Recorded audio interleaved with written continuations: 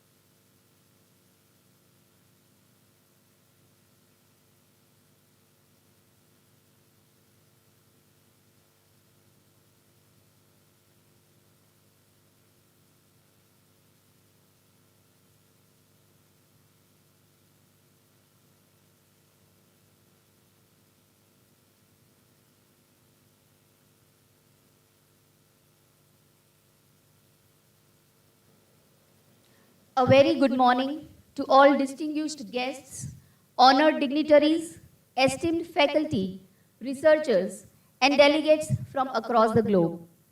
On behalf of the organizing committee, I, Uma Joshi, warmly welcome you all to the International Conference on Recent Advances in Engineering and Technology, ICRAET 2026, organized by LJ Institute of Engineering and Technology, LJ University, in association with IFERP Academy. This conference is a platform where brilliant minds from academia, research, and industry converge. Ideas take flight, and the future of technology is shaped. To formally begin today's proceedings, let us pay respect to our nation. I request everyone to kindly rise for the national anthem.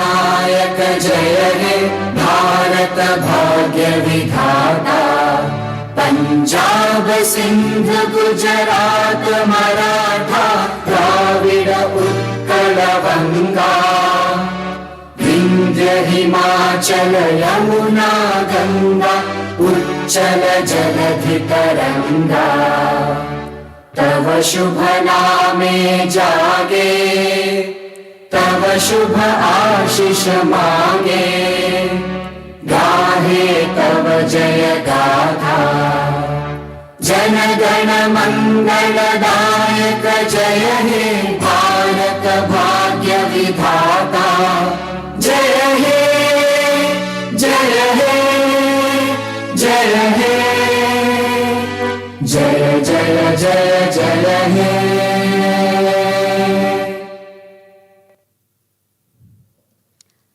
Thank you. We will now commence our proceedings in the most auspicious of ways, the traditional lighting of the lamp. In our culture, light symbolizes the dispelling of ignorance and the ushering in of wisdom.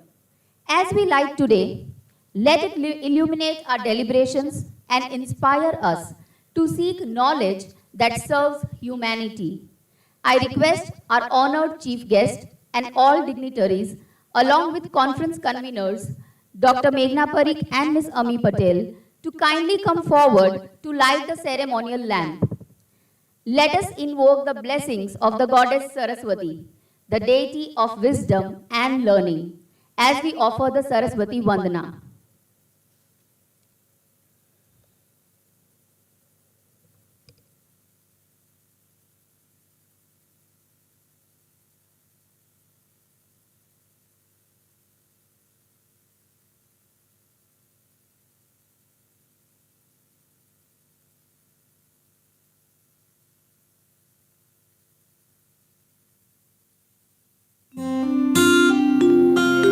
या कुन्देन्दुतुषारहारधवला या शुभ्रवस्त्रावृता या वीणावरदण्डमण्डितकरा या श्वेतपद्मासना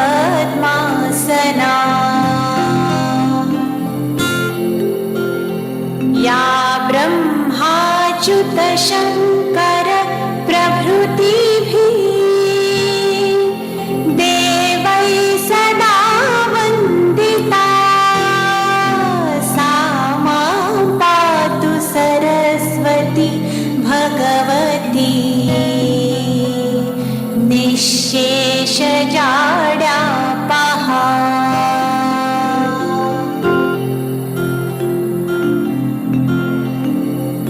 शुक्लां ब्रह्म विचारसार परमाम्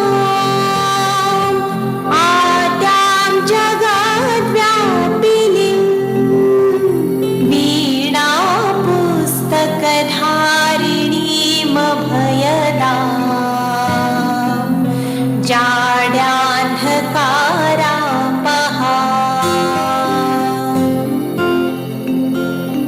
हस्ते स्फाटिकमालिकां विदधतीं पद्मासने संस्थिता वन्दे तां परमेश्वरीं भगवतीं बुद्धिप्रदां Sharda.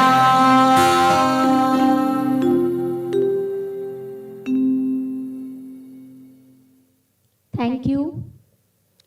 It is a great honor and pleasure to welcome our distinguished guests with a very special token, a tulsi plant. The tulsi plant holds a sacred place in our tradition.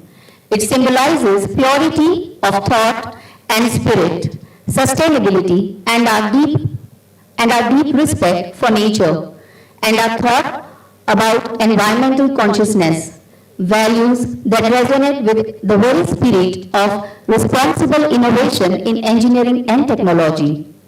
As we present this humble yet meaningful gift, we wish to express our heartfelt gratitude and deep respect to each of our guests for gracing this occasion with their presence and wisdom. I request Professor Dinesh Awasthi, Honorable Vice Chancellor, LJ University, to come forward and present a tulsi plant pot to Shri Soumya Sarkar, Director, SSC, ISRO.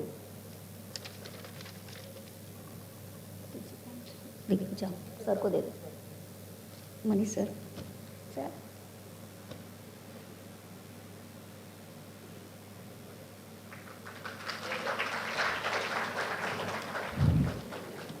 We welcome you, sir. I now request Dr. Preksha Parikh, Director, LJ Institute of Engineering and Technology, to come forward and present a Tulsi plant pot to Dr. Kiran Trivedi, Head of Discipline and Associate Professor, University of Wollongong, who is our keynote speaker today.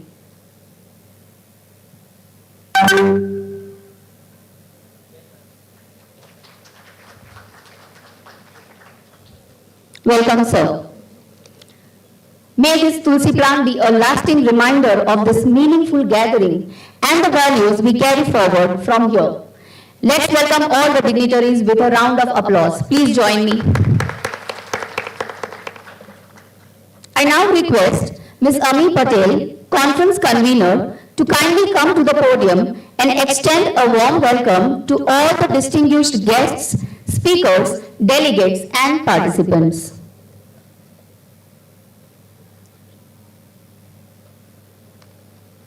Thank you, ma'am. Good morning, everyone.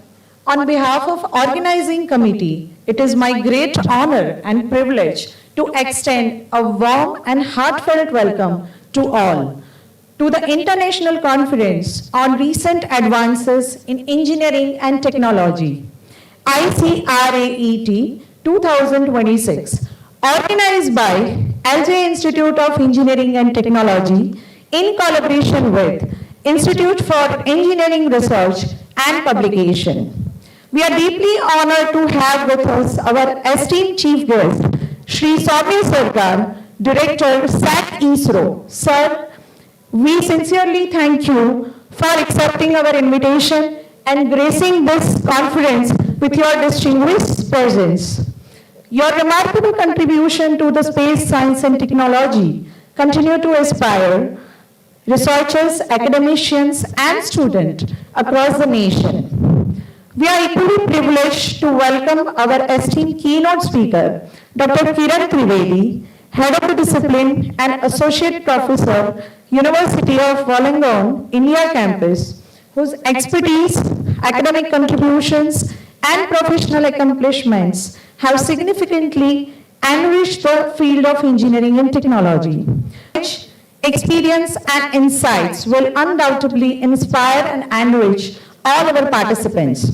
We would like to extend a warm welcome to our esteemed session chairs. We express a heartfelt gratitude for your time, expertise, and willingness to accept to lead the technical session.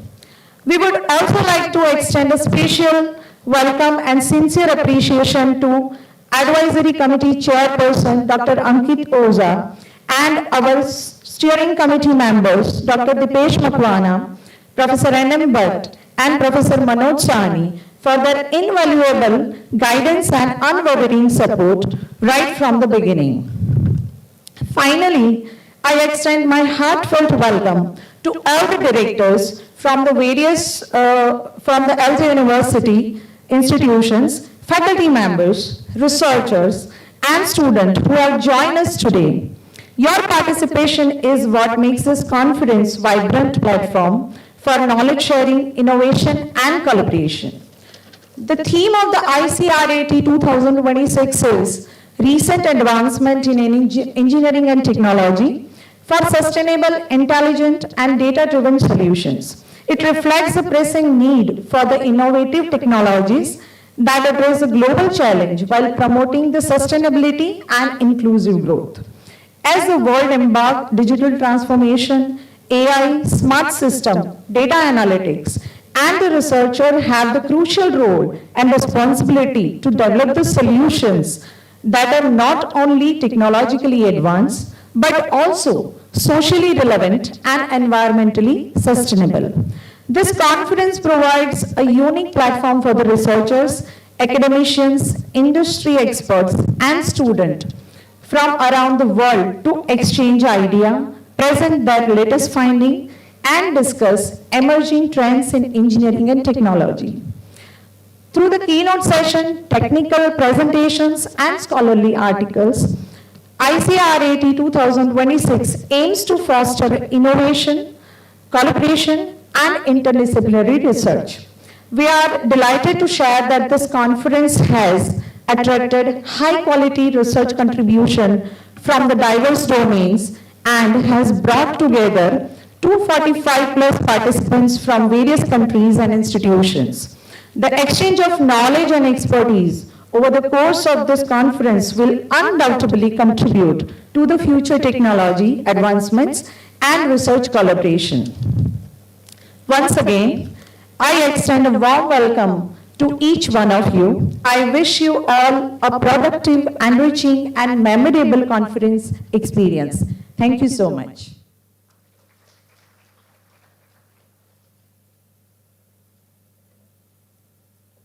Thank you, ma'am. I now request all dignitaries on the dais and the conference conveners to come forward to inaugurate the book proceedings of the conference.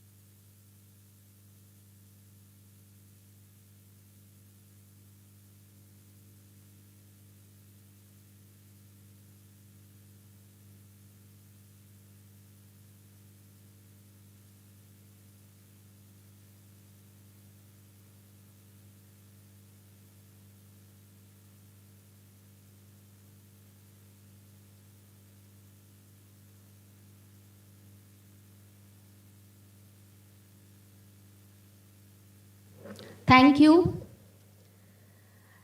It is my absolute honor to introduce to you Professor Dinesh Awasthi, Honorable Vice Chancellor, LJ University, a visionary leader and the guiding force of LJ University. Professor Awasthi is an economist by training. He is a distinguished academic and management expert who has served as professor at the IIM Lucknow and as professor and director of the Entrepreneurship Development Institute of India, EDI. He has authored over 70 research papers and 8 books and numerous research reports on entrepreneurships and SMEs. He has contributed to several committees of the Government of India, the Government of Gujarat, and leading non-profit organizations. I now invite to the podium Professor Dinesh Awasthi to share his words of wisdom. Sir, the floor is yours.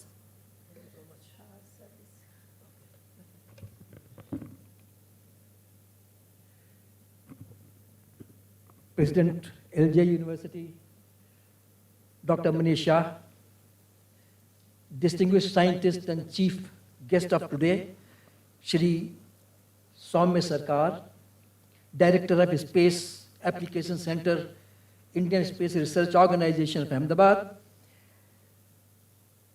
Professor Kiran Trivedi, University of Gurgaon, who is sitting here, keynote speakers, participants, researchers, young scholars joining us from across the globe, members of the faculty dedicated to organizing committee members, and ladies and gentlemen. A very warm welcome to all of you. I would like to join my colleague, Madam Ami, in extending a very warm welcome to this conference. It's an absolute honor and a privilege to welcome you all to the inaugural session of the International Conference on Recent Advances in Engineering and Technology, Icraet. I thought it's Icraet, but which I am more used to listening this word in the ecosystem of incubators. As a Vice Chancellor, when I look around this conference hall, I see a future which is going to be transformative. Transformation in what? Transformation in the way the science is looked at. Transformation in the way we look at engineering. Now, the speed at which innovations are taking place and the speed at which every day old boundaries are broken for new boundaries is amazing. Now, such conferences give us opportunity to update ourselves. Because, of course, some professors sitting here are well versed what is latest, but students may want to catch it up, or younger researchers may want to catch it up. And from that point of view, such conferences become very, very important and very critical.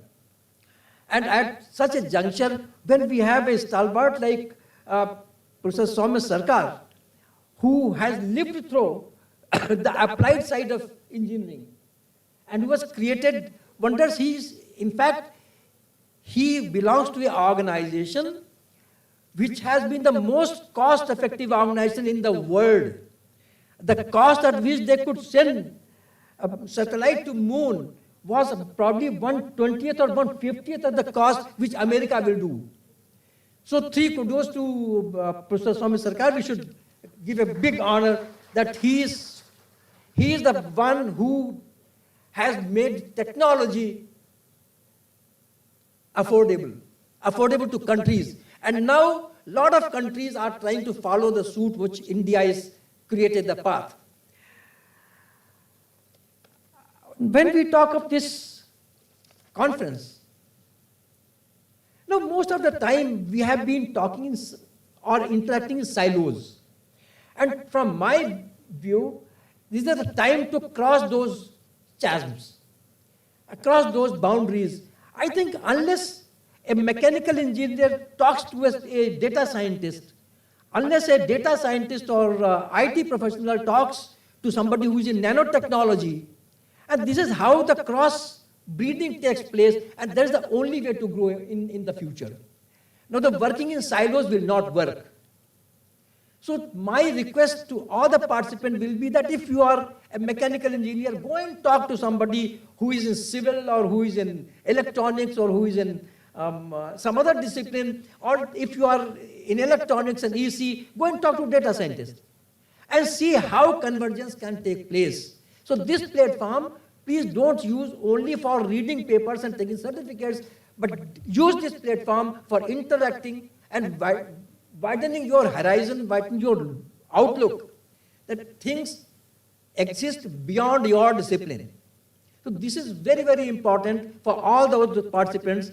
And now we have privilege of having very stalwart, very senior professionals, a lot of international participants. I was told that we have already received 245 papers and 48 posters.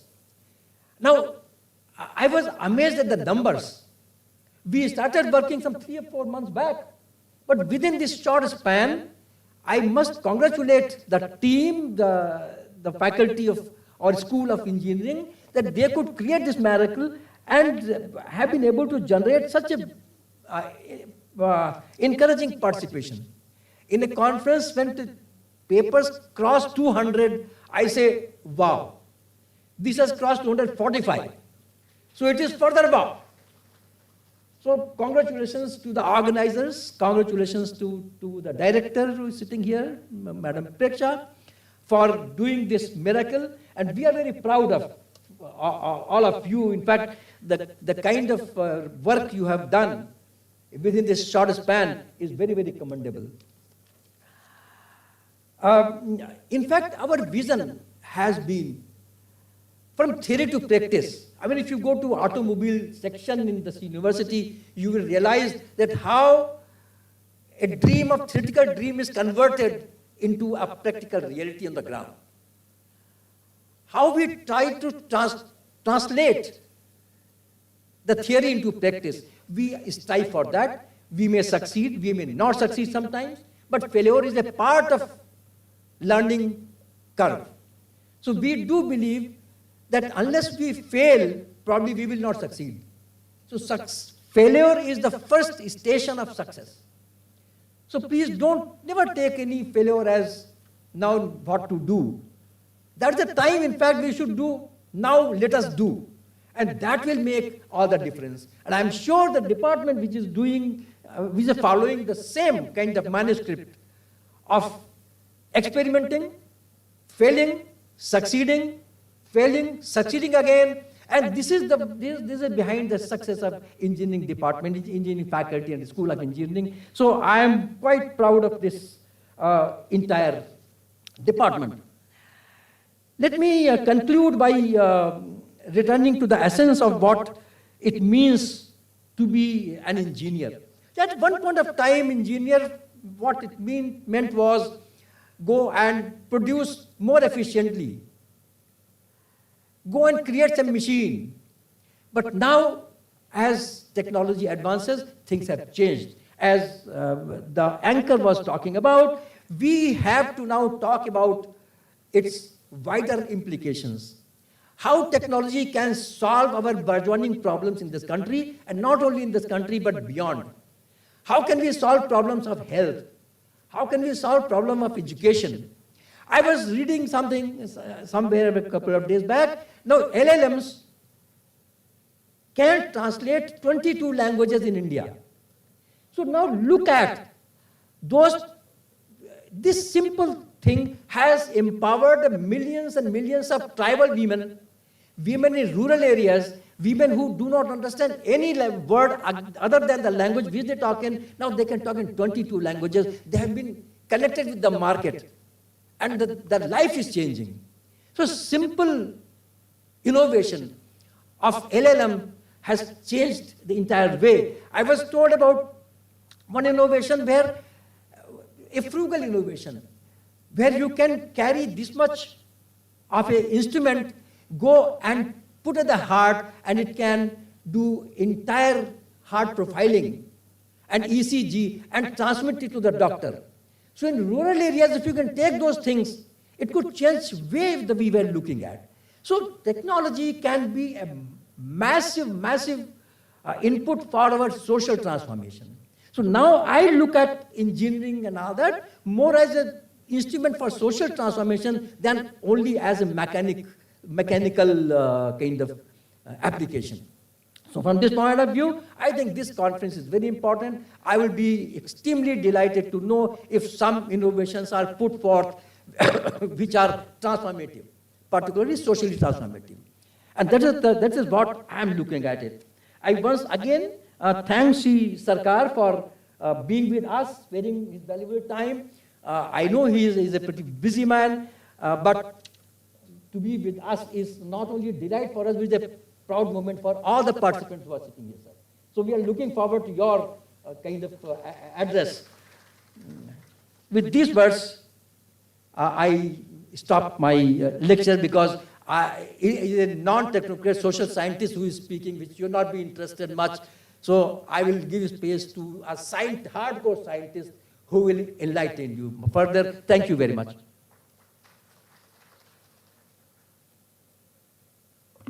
Thank you so much, sir, for your inspiring and insightful words. As sir said, we are all looking forward for the most anticipated moment of the day, which is the chief guest's address. Before inviting our esteemed chief guest to deliver the inaugural address, it is my privilege and absolute honor to share a brief introduction highlighting his distinguished achievements and contributions. Shri Soumya S. Sarkar is a distinguished scientist and the director of Space Applications Center, SAC, which we know is a major center of ISRO. He has a long distinguished career with ISRO and is an alumnus of IIT Delhi.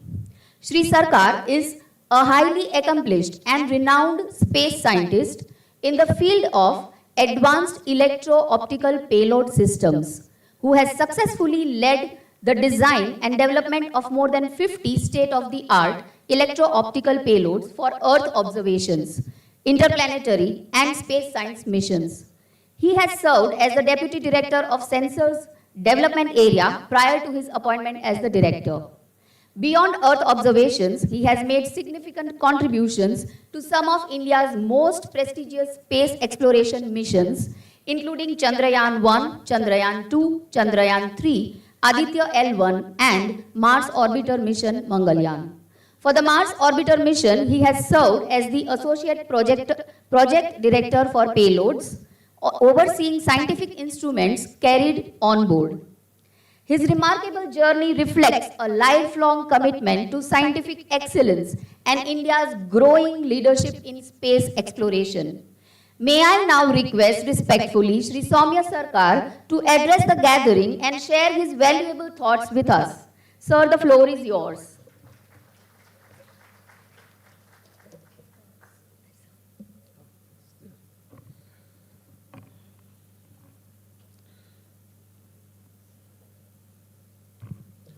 Suprabhat, good morning, namaskar. First of all, let me take this opportunity to thank the organizers for giving me this opportunity to interact with you all. And I know actually coming to a university, LJK University, I was thinking it's LJ University, but there is a K as well. So that is very important. So LJK University, it's basically any university, college, is temple of education, where you get an opportunity to interact with the students who are the future of this nation. In so many ways, not only nation. So nation is the bigger thing I'm talking about, but of course actually you build from your family to your home, to your society, to your city, to your state, to your nation. And maybe also now these days actually, because the entire world is actually coming as one entity. So you all are global citizens as well. So you are basically the future of this world. Before touching upon the recent advances in engineering technology, I thought actually our Vice Chancellor Sir's address was very inspiring. And I will pick a thread from there. And so I first actually come to you students that one thing was mentioning about this power of inquiry. So don't accept anything actually, question it, think about it. Anything that is told to you, it may be a fact, it may be a truth, but still you must question it in your own way. I will just narrate one incident. All of you who are from this domain of science and engineering and technology would be knowing about Albert Einstein, who is arguably the greatest scientist we ever had in this world. And once as a student, maybe he was a school student, as a child, he asked one of his professors that what will happen if I travel at the speed of light? What will happen? So his professor was not very receptive to that question, और उसको डांट करके बैठा दिया कि what are you talking? Nobody can travel actually at speed of light. It's not possible and all. But I'm sure actually you have better professors here. So if you ask such questions, they will probably encourage you and they will try to answer that question. But this question, that what happens if I travel with the speed of light, gave birth to the theory of relativity. Theory of theory of relativity, and then general relativity as well later actually, which basically changed the way we look at this universe, how this universe works. I mean, I will just give an example. You all would be knowing about this space-time fabric. So basically all around us, it is the space and time. So when I am actually, and we all influence it, myself and one of you sitting over there, the space between us, our mass is actually influencing that. It is changing it. You might have heard of space warping. And time, which we think is constant, like every, like your clock ticks and you say, okay, 1 second, 2 seconds, like that, actually, then a minute, then an hour, then 24 hours in a day. All this is actually, we think it's an absolute thing. It is not absolute.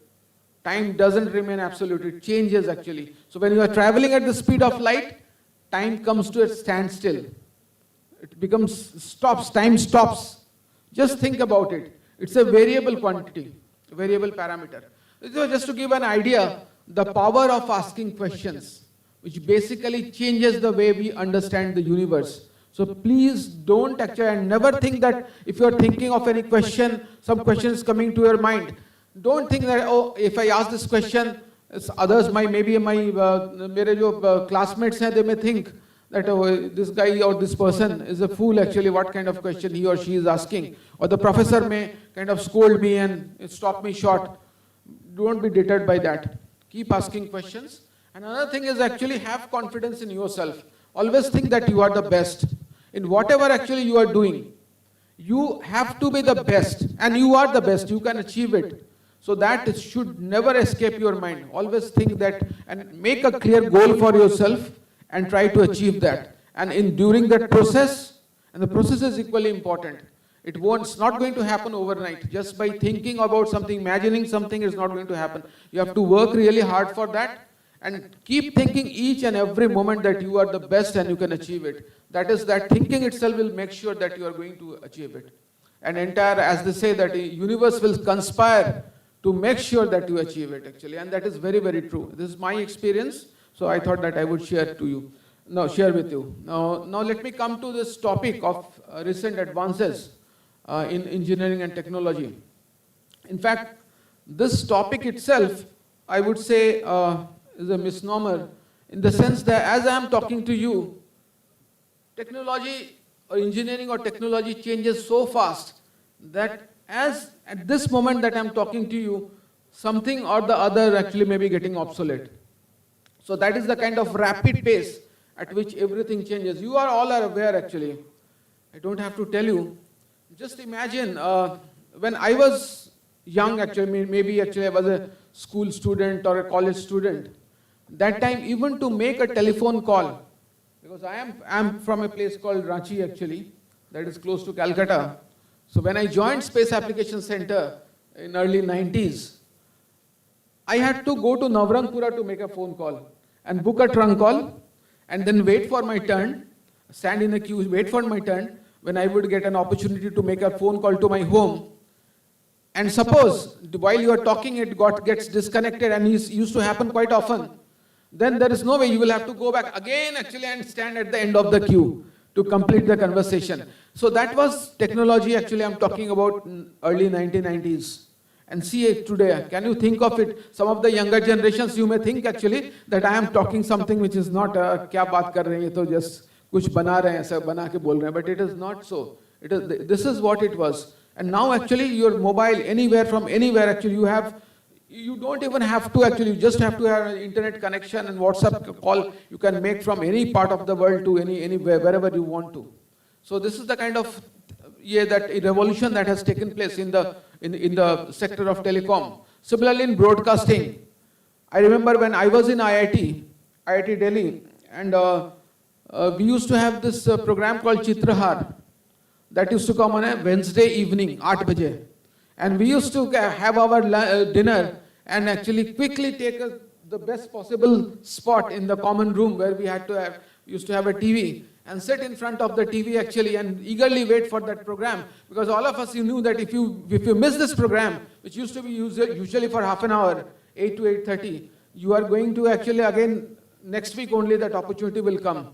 But can you think that okay, today that concept of Chitrahar, half an hour and all that, it looks absolutely preposterous, it looks absolutely like a bullshit actually, so to say. So that is how actually technology has moved. And this is the rapid pace. We have to keep pace with the technology. So always keep that in mind actually. If you don't, you will become obsolete. Now you would have heard about driverless cars. And so these driverless cars actually, you also heard about ADAS, which is basically Advanced Driver Assistance System. So basically you can drive your safety is taken care actually by this very advanced sophisticated gadgets which are a part of your car actually. For example, that will be having tiny cameras. Tiny cameras now actually most of the cars they are having. So when you are जो अपने car को आप back करते हो, so there is a camera actually which shows that what is there at the back and only helps you always. Everybody is aware of that. But these ADAS systems actually, they are having radars, lidars actually, so that it will tell you exactly if there is some obstacle is coming. So it will warn you in advance. In fact, it will take actions as well. So if there all of a sudden something appears actually, you may not be that alert actually, but the system would be, and immediately it will apply brakes. So such kind of ADAS systems. And now radar and all, actually that is when you are working in that RF frequency or microwave frequency is one thing, but LIDAR, which is operating in the optical domain, and because the frequency is almost 10 to the power 4 to 10 to the power 5 times actually finer or smaller in terms of wavelength. So that gives you that much more accuracy and that much more resolution. So LIDARs, etc., tiny LIDARs coming in the car and all. So these are the kind of things you would have heard about wearable electronics. So in fact, the simplest example is actually that in your watch. The watch that tells you what is the stress level, what is your heart rate, what is your fitness level for that matter, which tells you actually it is a wearable electronics. But what I'm going to tell you is few years back, I read about something about called electronic skin. So basically you don't have to wear a watch actually in the first place.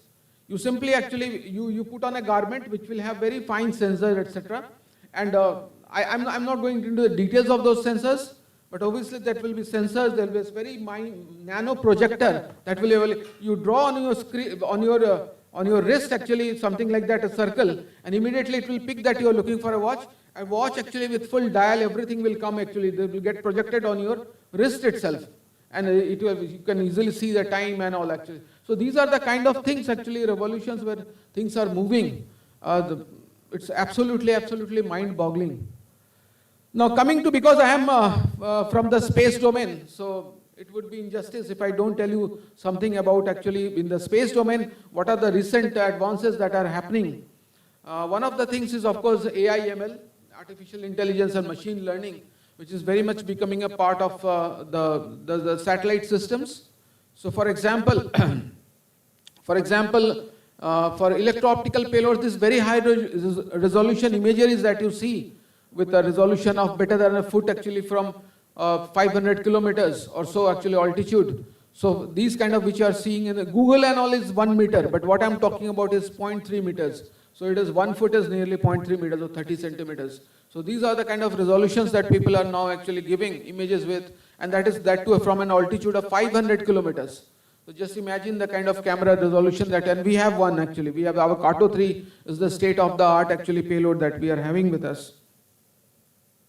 So for such actually our high-resolution payloads, one of the optical payloads, one of the nuisance is the cloud. So when you are taking images from space, obviously cloud cover it comes actually. So optical frequencies, optical wavelengths are not able to penetrate, except for some infrared, long wave infrared radiations. Rest of the radiations are not able to penetrate clouds. So there is no point in carry out the imaging where maybe 60% of the image will be inflicted or affected by the cloud presence, and that hence it will be useless for you. So there are sensors actually which picks that, looks in advance of there is a cloud detection and immediately signals the telescope that you don't have to carry out imaging. Wait, there will be, you set a threshold, maybe actually if it is greater than 80% cloud free, then only take images, and the sensor automatically does that actually. So automatically takes images only when actually the cloud cover is at least actually less than 20% or less than 20%. So this is the kind of technology that we are talking about. Then there are certain incidences like forest fire. Forest fire is one of the actually major global concerns. Even in our country, in the mountains and all, may not be in Gujarat, but in mountains and all actually we have this incidences of forest fire, which not only pollute the atmosphere, and they are an environmental threat, but they are also actually, they destroy a very valuable actually what is called biomass. The forests and all actually they are just burnt out. So which is highly undesirable. So for that forest fire detection, again actually the onboard sensor or the payload takes care of that actually. So wherever there is a fire incidence, it picks actually from that space. So all that is actually through artificial intelligence. And so you are basically moving towards building smart sensors. I don't know how many of you have heard about neuromorphic sensing. Neuro means brain, you are all aware actually. For example, when I tell you that in this hall, each one of you is sitting there, you are aware of that who is sitting actually beside you, who is sitting actually, overall actually a perspective view, what is called, all of you would be having. But you are not really bothered. You are presently actually, because I am speaking, you all are actually, your senses are directed towards me. You are not thinking what is actually, maybe somebody sitting in the parallel row is doing. You are not bothered. It is there in your vision, in your perception it is there, but you are not actually really I would say actually really alert to that. But what actually happens if somebody, suppose all of a sudden in this hall, just shouts and jumps? Immediately everybody actually, all the eyes will go towards him or her. Am I telling the truth or not? So that is what has, because that's how the brain functions actually. There is an incidence, there is an event, the brain picks that. And that only is what is important. Somebody actually all of a sudden shouting and jumping. That is the event which is important. And that is why if all your senses got directed towards it. And this is precisely actually what's happening, what happens when you are doing actually imaging from space. You are again and again, the satellite passes from the same landscape, let's say snow-covered mountains, the forests, or some even urban landscape. But that is not very important. Again and again, there is no point in acquiring the same data or the same image. But what happens if something moves, or there is a change? Something was there and something is not there now. That is what you are interested in. So the sensor actually picks that. That is called neuromorphic sense. Lightning, for example, is a very good natural example. Lightning. A lightning imager is not bothered about, like sky and atmosphere and all that actually. It's worried about, it is actually interested only in picking the lightning as an event. So when you see lightning from ground, it appears like it's a grand spectacle actually. It's a like streak of light and electricity and all actually. It's a grand spectacle. But from space, it doesn't appear like that. From space, it is just a blip of light. Okay, just a tiny blip. It comes and goes actually in nanoseconds or microseconds maybe. So that is what it has to pick. But that is what you are interested in picking, and that is where neuromorphic sensing comes into picture. So only that data, where actually that blip is picked, that only is sent. Rest of the data is discarded. So that significantly actually saves the resources, your utilization of the bandwidth, which is always at a premium. You don't have actually have to worry about such resources when you are going up in the space. So these are some of the technological advances which are happening. And these are all actually, I don't think that I'm talking about only the hardware part of it. There's a lot of software algorithm involved in it. To pick that, yes, it is an event, actually you need enormous amount of actually very high precision software. Because without that, you will be more often than not, you will be getting a lot of false alarms. What you think is actual event may not be the actual event, because there could be many other things which may misguide you, and you need to weed them out, you need to remove them. And that is where actually our software or actually very high precision algorithm comes into picture.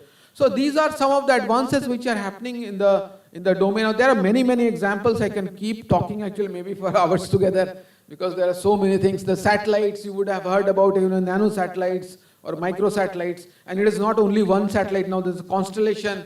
There's what is called formation flying. It means actually like almost a fleet of satellites going together, and they are talking to each other constantly. If something is happening, one satellite passes the information that I saw something there, the next which is following me, because the satellite is constantly in speed, probably it is not able to cover, but it passes the information to the next satellite which is coming, just following it.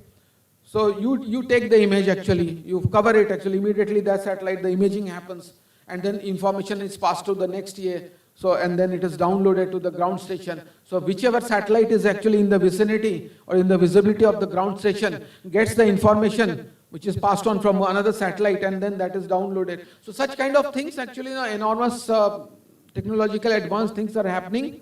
And these are realities actually. It is not something which I am talking about, some science fiction. These are, as I am speaking, this is happening and getting more and more refined.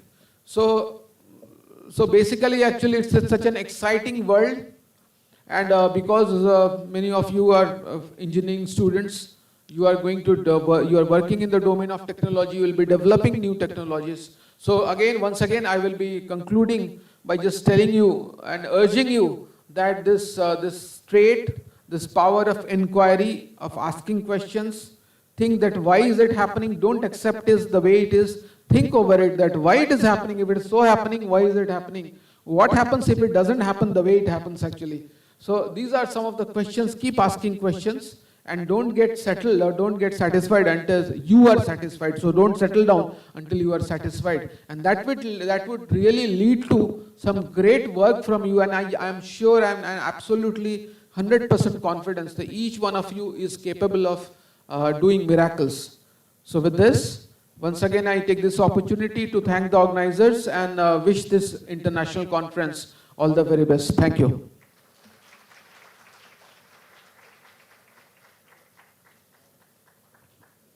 What a truly inspiring and enlightening address.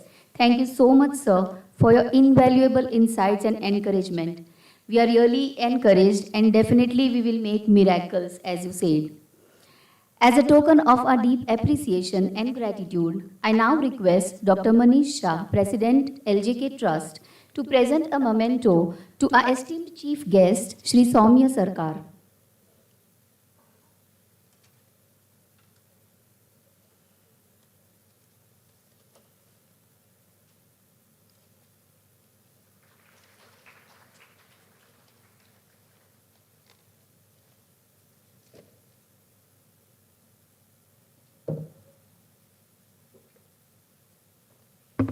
Thank you, sir. To provide the context and background for today's program, let us take a closer look at the organizations behind this initiative. LJ Institute of Engineering and Technology. Yes, thank you so much, sir, for, it has been honor. Thank you so much, sir. Let us give a round of applause to sir.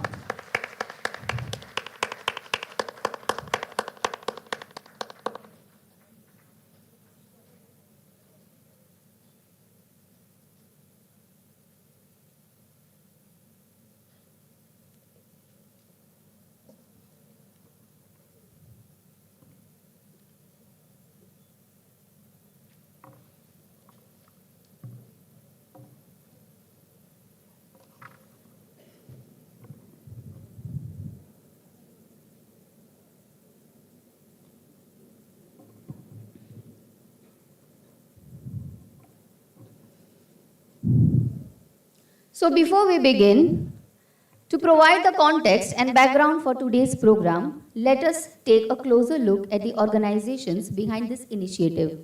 LJ Institute of Engineering and Technology, LJIET, commenced its academic journey in 2007 under the auspices of Lok Jagruti Kendra, LJK, offering undergraduate and postgraduate degree engineering programs. Devoted to delivering value-based quality education and ensuring professional satisfaction, LJIET has established a conducive learning environment equipped with cutting-edge facilities that adhere to global standards. Now, let us have a glimpse of our collaborating organization, IFERP Academy, whose support and partnership have made this initiative possible. IFERP Academy is a leading non-profit professional association dedicated to advancing multidisciplinary research and academic development worldwide. It brings together researchers, educators, scientists, and industry professionals to foster collaboration, innovation, and knowledge sharing. Before we move ahead, we have an exciting announcement from the part of IFERP. It is for all the participants. Get ready for another inspiring global academic gathering organized by IFERP Academy, the third international conference on women, gender, and leadership, redefining the power.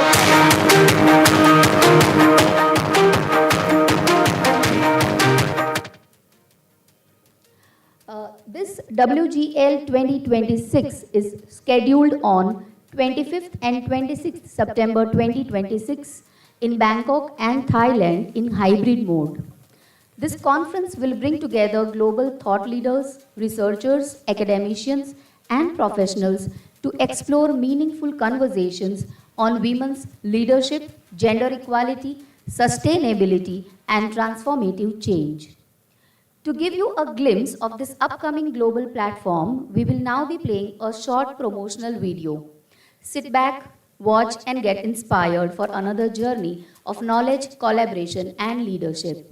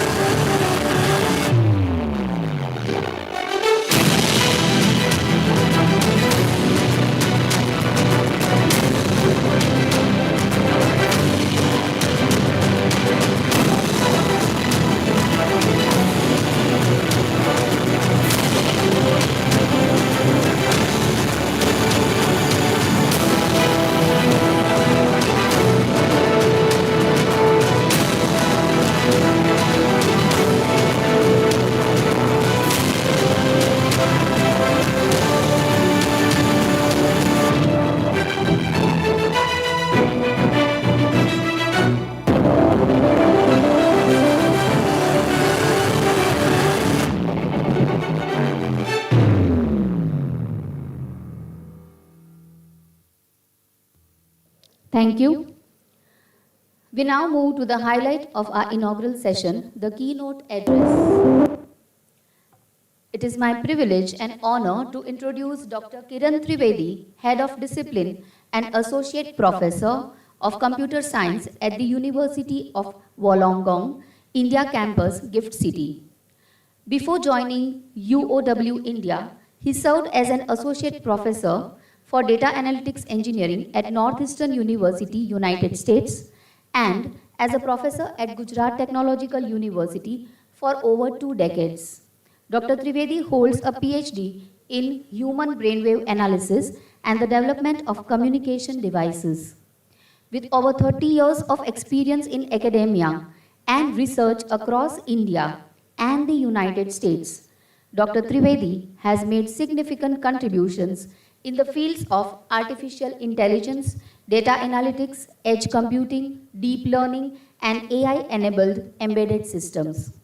A passionate researcher and innovator, he has received multiple NVIDIA AI research grants and has represented India on international platforms including UNESCO, ICTP Italy, and the ITU WSIS Forum, where he emerged as a global hackathon winner. He has published over 40 research papers, holds published patents, and actively promotes innovation, entrepreneurship, and technology-driven solutions for societal impact. Please join me in welcoming Dr. Trivedi. We look forward to hearing his valuable insights. A huge round of applause.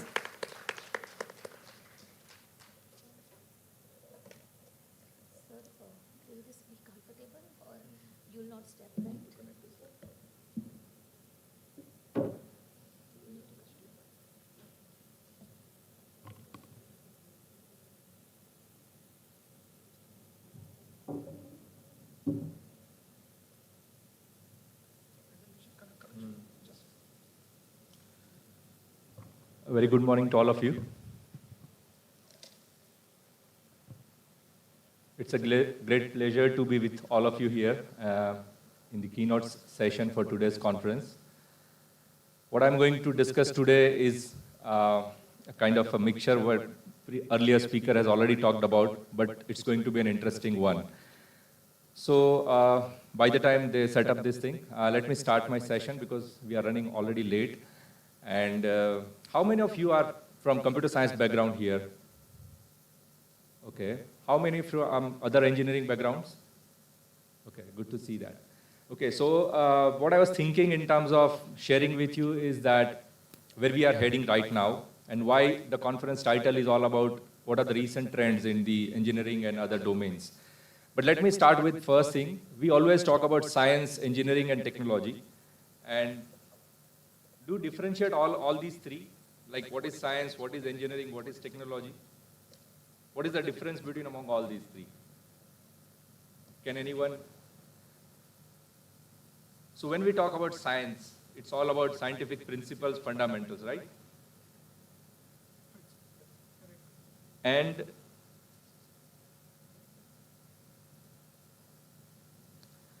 so when we talk about science, it is all about scientific principles, fundamentals, what we study as like physics, chemistry, biology, mathematics, STEM courses, etc.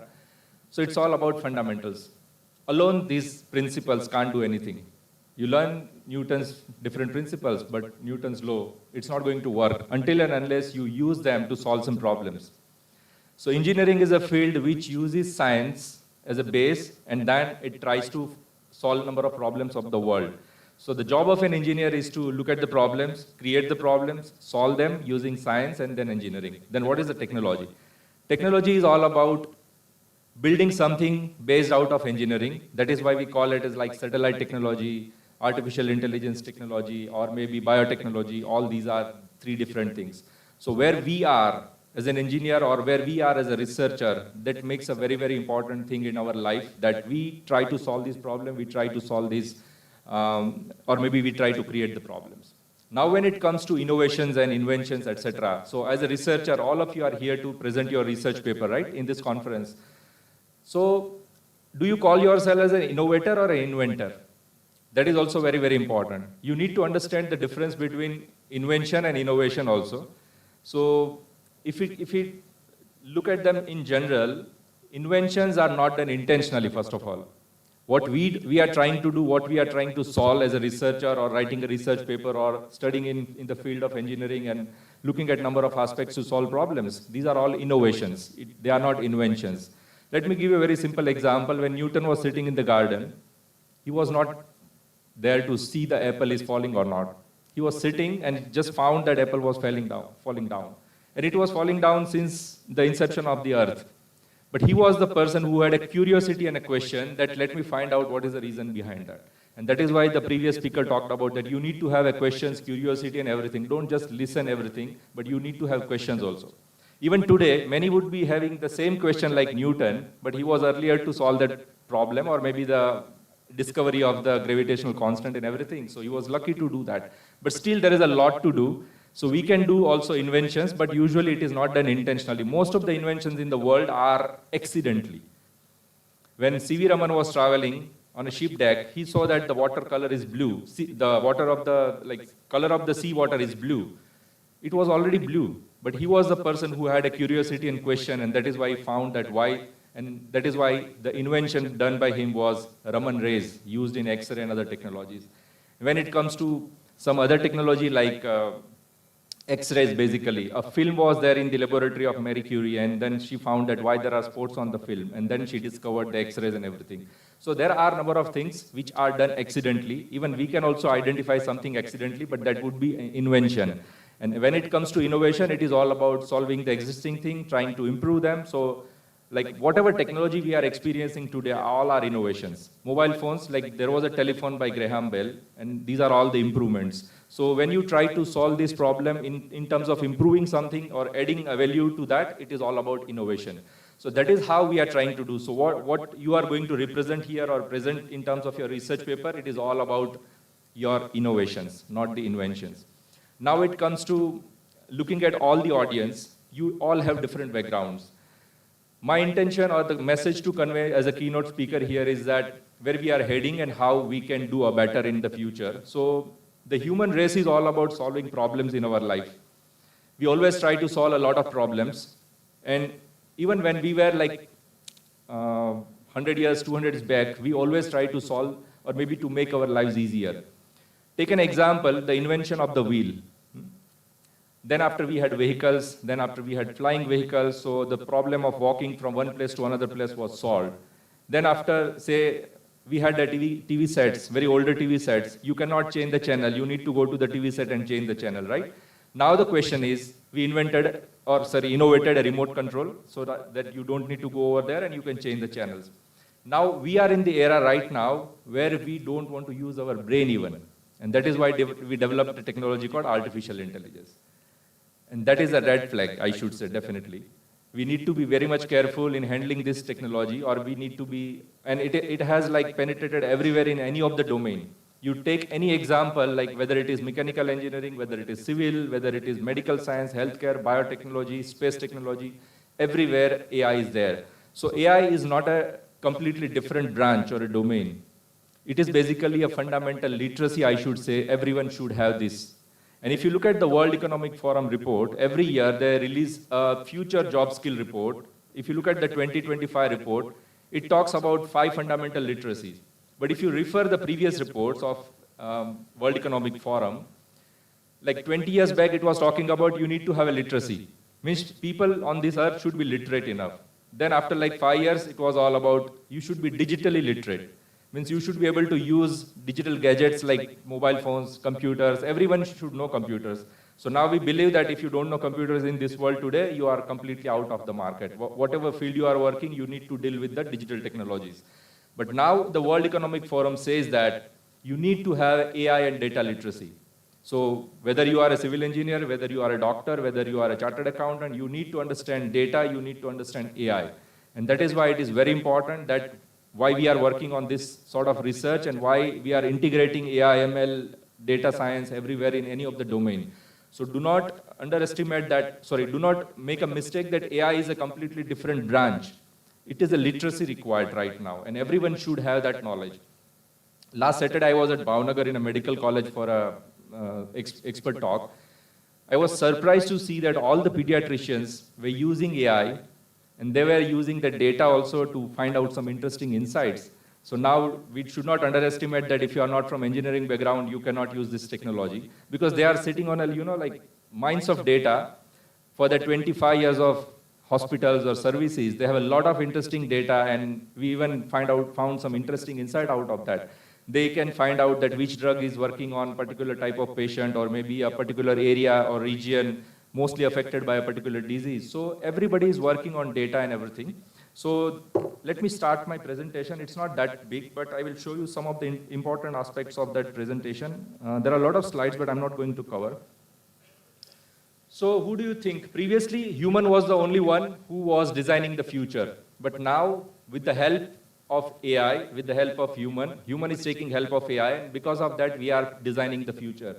So it's all about not only human, it is human plus AI who is designing the future. Looking at the penetration of AI everywhere in the different domains, whether you take business, whether you take education, whether you take any of the workforce, adoption of AI is very high. Almost 78, 79% or more than that is now coming up.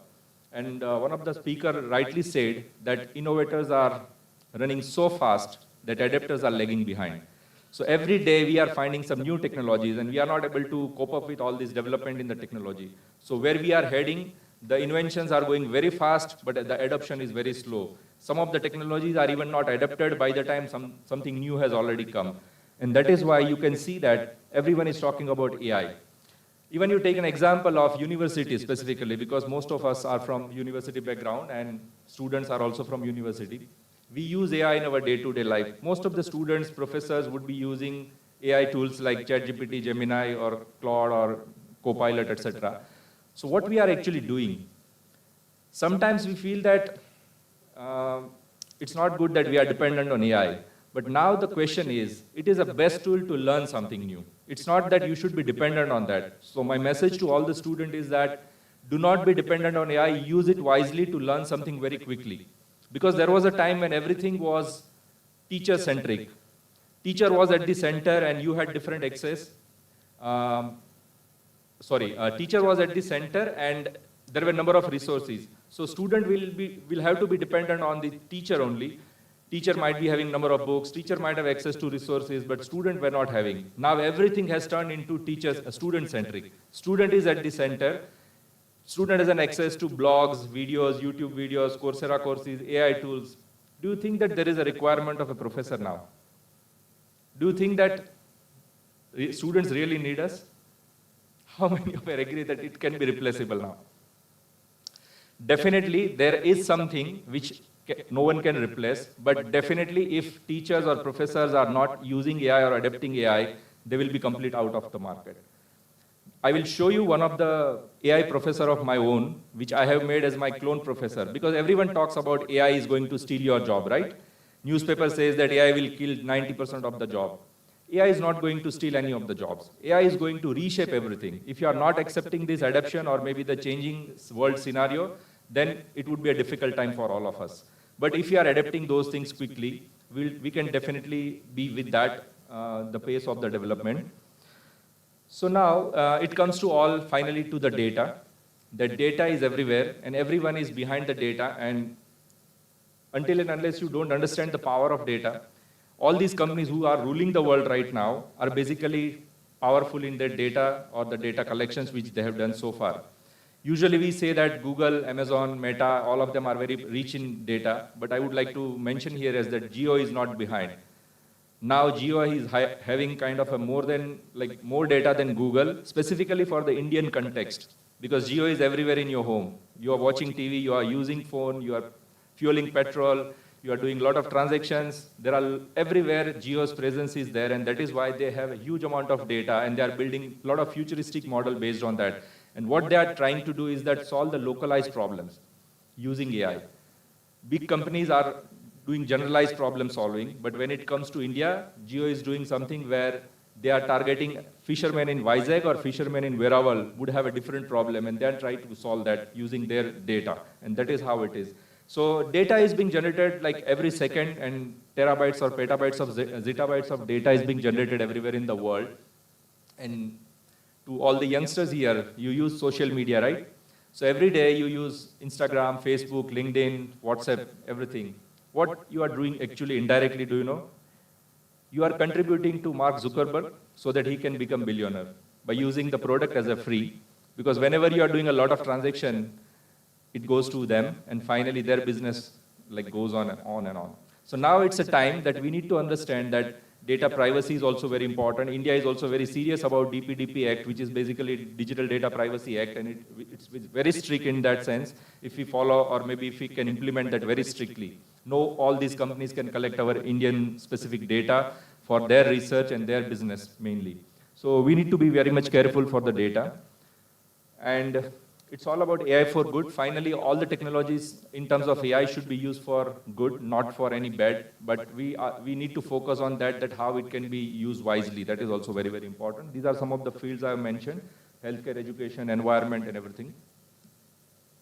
So these are the things I want to convey as a message of this keynote speech, that who is going to shape the future and what are the skills required. So the first one is AI and data literacy. Everyone should have. It doesn't mean that it should belong to only computer science students or electronics or engineering students. It should be with everyone. But remember one thing, your domain expertise matters a lot. Domain expertise, that, say for example, I'm a neurosurgeon and I want to use AI. So a computer engineer cannot have that sort of neurosurgery or neuroscience background. He does not know anything about. Or maybe a genetic researcher may not be knowing about computer science, but it is a kind of an integration or maybe interdisciplinary approach where the innovations will come out. And that is why this is a fundamental skill which one should have, at least for 2030. Definitely it is going to change very quickly because world is changing, moving very fast. Second one is critical thinking, and I also add analytical thinking. These thinkings are very, very important, that you need to understand the problem, you need to understand the problem solving steps, and how you can use your knowledge and expertise, which AI cannot help you in that. Because it is you, what you are thinking, what you are trying to solve, you only know better, not AI. AI can be utilized best if you have the intelligence. So if you are not intelligent enough, AI cannot help you. Because the way you ask the question to AI, or in terms of prompts, it all depends on the quality of the prompts, and it depends on your intelligence. So using AI tool is also a skill or an art. Then comes to creativity and innovation, ethical intelligence and emotional intelligence. These are two highly required skills one should have these days. The last one are also basically taught from the schools, but still we are not giving them the priority, but they are very, very important today. And the future of AI for everyone, take your example, take example of your domain, let's say civil engineering. Civil engineering students may think that how AI will be useful, I need to be a coder for that. It is not at all required for that. You have a lot of amalgamation of different technologies. So let us assume that a building is being constructed in Ahmedabad. Can you tell me the expiry date of that building? No, it's not possible. But when a sheep is manufactured somewhere, it has an expiry date from day one. Why? Because they have calculated a lot of things based on the steel used or maybe the corrosion effect and whatnot. But when we talk about civil engineering, let us build a building which has a display at the ground floor, a big display, which continuously shows the live status or the live health of that building, that this particular steel rods used in this building are having 1% corrosion by 5 years. The strength of the building has been reduced by 3%. So this is where the time is going to come. So domain expertise is from civil engineering, but again, all these AI skills or maybe the computer science background would help them to have a smart infrastructure. Let's say, for example, if I ask a question to Municipal Corporation of Ahmedabad that, can you tell me which road has how many potholes or something like that? They won't be able to give you the exact number because they don't have the data. But let's design a mobile app or maybe put a sensor in your car. Wherever the car will move on the road, it is basically a crowdsourcing of data which gives you all the difference of roads and their conditions and everything, and the live monitoring or the dashboard can display you everything that, okay, a particular road or a patch of road is not having a good quality, and immediately it can be repaired. So it is all about enabling everything with the technology or AI, and that is very important. So when it comes to future of AI, still we have not started. People are talking about explainable AI. Let me give you the best example. everyone would have experienced Amazon Alexa in your life, right? We ask a question to Alexa that, hey Alexa, play my playlist. If my wife says play my playlist, it will play her playlist. So it can differentiate people, gender, who is speaking, who is giving the command. But if you ask Alexa that can you tell me how many data you have used for training this model? Or can you tell me whose voice has been used? Or what is your accuracy of this thing? Where do you take this data? What do you do with all this? There is no answer. Why? Because it's a private patented technology they don't want to reveal. But now the question is, do you really believe on this AI technology that they are not misusing your data, they are not giving you all the correct information? Because even ChatGPT writes at the bottom of that ChatGPT can make mistake, verify your results. And ask a question to ChatGPT today that what do you know about me? It will give you all the interactions, answers that you did in past, and it will create an impression of you that you are this kind of a person, you work at this place, you are doing research into this area and everything. So it knows you very well. Apple knows you very well. Amazon knows you very well. All these companies knows you very well. Amazon knows that which color you like most, which kind of a customer you are, at what time you purchase a product. Are you a customer who sends everything to the cart but never buys something? Or maybe you are always looking for a discount. When you are wearing an Apple smartwatch, Apple knows that on which side of the bed you are sleeping. Maybe you are sleeping on left side or right side, because accelerometer data and everything is being shared. Your heartbeats, your walking patterns, whether you are going upstairs, whether you are going downstairs, everything is monitored by all these companies. Google is also keeping track of you. But there is no transparency. What they are doing with all these data, they will give you some free services. You need to just tick box, check those boxes, and you will get those free services. Just to get all of these things, we are contributing huge amount of private data. Even we don't know about ourselves. And that is where the problem is. And that is why we need something called explainable AI, which can give you all sort of explanation of that technology which is residing in that particular product. Then it comes to ethical AI, that we know what is right and what is wrong. AI also knows that very well, but it has to be trained like that. And what is the problem? We all feel and believe that AI is everything, AI is a collective intelligence, AI can answer any of the question. But can anybody answer me that how much data OpenAI has used to build GPT models? Sometimes we mistake that it is whole of the internet. It is not like that. It was just 760 gigabytes of data which OpenAI started with the first GPT-3 transformer model. Now the question is, no one in this world can download the whole internet. No one has that capacity to store their data. No one has that capacity to process those data to bring some big models. The question is, the AI what we are interacting is not that sort of intelligent. It does not have that sort of data. If you take an example of our Vice Chancellor, sir, when he did his PhD, for example, his thesis or maybe the research paper is not on internet because it is offline. It is not digitized. At that time, there was no internet at all. When we started using it like in 1998, it was a dial-up connection.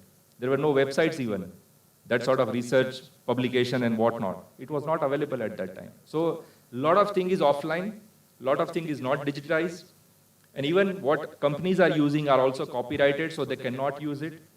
Right? So we should not be blindly dependent on these sort of tools that AI knows everything. Now the question is that whatever data OpenAI has collected, or maybe Google or other companies have collected, do you know that they are also biased data? Let me give you a simple example for that. I'm sorry, I'm talking about like gender kind of a thing. Historically, our society and culture was a little bit male dominated. That men were to use commands to give to women and they used to follow them. Right? Still today, somewhere in the family also, like we as a man sometimes give some instruction to wife, or maybe that is how it is. And that is why, if you look at literature, number of books, everywhere you might read words like fireman, postman, cameraman, chairman. Why everywhere man?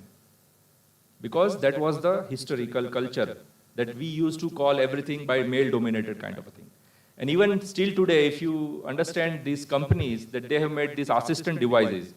Amazon Alexa is a female name. Apple Siri is a female name. They should keep some name like John, George, David, Raju, etc. To give the command. But people won't like that because they always feel that no, command should be given to female only. And that is why they have started developing like this. And the problem is, when UNESCO started about gender neutrality and gender equality and all those things, the words have started changing. And that is why in the news also, if you see that it is called camera person now. But still today, when I was traveling from Gandhinagar to Ahmedabad, I saw on road men at work. Women were also working, but still men at work. So it means that the data, all OpenAI technology or any of the company who has built the models are having this sort of data. You cannot change the history, right? You cannot replace those words that find man and replace with person. It is not possible at all. So the data which has been used by all these companies are also biased, and we should not be that sort of blindly dependent on all these technologies. Coming back to the trustworthy, responsible AI, now you try to understand that example of gender neutrality with all of this thing. Privacy preserving, you never know where the data is going to be finally. And again, looking at the cyber security, cyber attacks everywhere in the world, it is not at all secure. There is a company called 23andMe in US, which was founded by Larry Page's wife, the Google's founder, that was mainly into genetics. If you send your saliva for $99 in a kit, they will actually do a lot of genetic analytics for you, and it can identify your ancestry chart, your 8th generation brother, sister, somewhere in the world. It will identify whether you have a fear of height, etc. But now such data, if that goes to someone who do a cyber attack on that, and that actually happened to that company, and people sued that company in US, and now that's a bankrupt company. And that is why you need to understand that privacy preserving AI, are we still secure? Are our data is being secured by all these companies? No, it is not. Accountable, someone should be responsible for that. Then we have inclusive AI. Everyone should be included in this AI. It's not like, right now, take an example of a person who is not able to speak well, maybe fumbling in the speech or maybe some sort of problem. If he talks to Amazon Alexa, Alexa will not understand. It is for a normal human person or human beings. It is not for others having a speech problem. So it is not an inclusive AI. We need a technology where it should include each and everyone. Then sustainable AI, regulatory compliant AI. Today you have some sort of, RBI regulations or income tax regulations, but if you don't know, we need an AI which is even powered by all these regulations also, that it understands each and everything. So there is a huge scope of development in your field, in any of the field which you may like in this, or maybe it could be a generalized one in terms of all these technologies.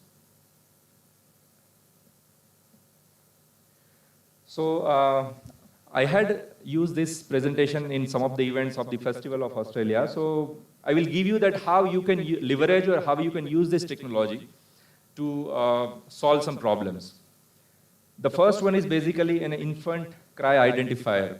My brother is a pediatrician, so he has a lot of babies in the hospital, neonatal ward and all of these things. And all the time they are crying. And when when we become the first time parent, right? The communication from the baby for any of the message to convey is cry only. If the baby is feeling sleepy, it will cry. If the baby is hungry, it will cry. If the baby is having discomfort, it will cry. The only way of communication is cry. So as a first-time parent, we directly go to doctor and say, all the time the baby is crying. Doctor knows everything because they have experience. So the data which has been exposed to us, we are intelligent. So doctors are exposed to such baby cries and they know everything. So my brother told me that there is a specific pattern, you need to understand that. And once you understand that, it's very easy to identify. So we collected a huge amount of data of baby cry while sleepy or hungry or maybe discomfort, and then we did classify them. So classification is all about normal problem of machine learning, right? You can do classification of images or anything, audio, video. And the second one was digital clone of myself, which I will show you here. And the third one is the extended brain, that you don't need to remember anything in the world now. So right now, whatever I'm speaking, if I'm wearing that wearable gadget here, which we had actually developed, it will constantly record all the audio. It will record the MP3 file or the WAV file, convert to the text by sending to the DeepGram server. DeepGram will transcribe that. It will send back to the board on the wearable device. Then it will be sent to OpenAI router. OpenAI router will identify the summary of the conversation. We'll again send back to the 11 labs for converting them into audio, and finally the audio will come back to my device. And now if I ask a question that what I was talking about on 12th June around like 11 a.m. in the morning, it will find out from the memory card and will give me all the summary. Even I can ask for the location or whatever you want to do. So Now, remember one thing, whenever we are developing some technologies, our aim is that we don't want to do anything. We don't want to remember, we don't want to use our brain, and that is why the race is all about. So somebody, I think, one of the speakers from United Nations said that AI would be the last technology on this earth. Then nothing would be developed so further because it is going to kill everything. Maybe the curiosity is very high for everyone that people are running behind AI. So we need to keep a balance of using them wisely. That is very, very important. So this is basically a fundamental block diagram for that particular AI assistant. Okay. So now, do we have any audio? Can I play audio from my laptop? Okay. So what we did, it's basically an age impulse project. It is, you call it as a tiny machine learning.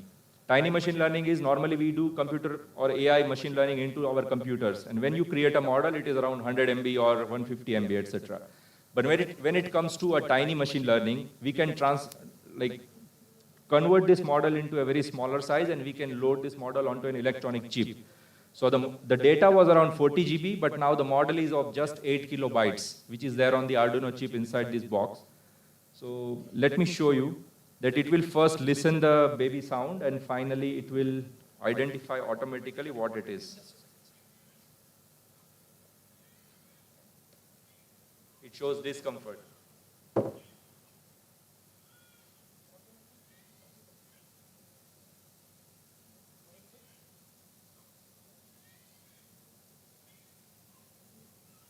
Is it audible to you? Audio is already there. Okay, so it shows discomfort, right? Now try to remember the pattern of this baby cry. When we have second child, we can even identify what is the problem. See this pattern. It is different. So when you have baby crying like this, it is all about, look at the screen.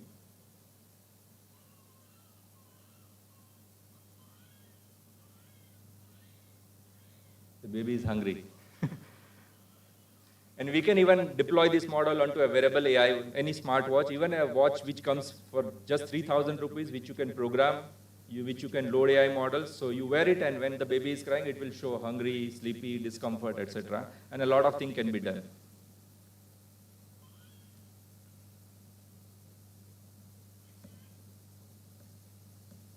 So now let me take you to the demonstration. I think we have 5-10 minutes of time.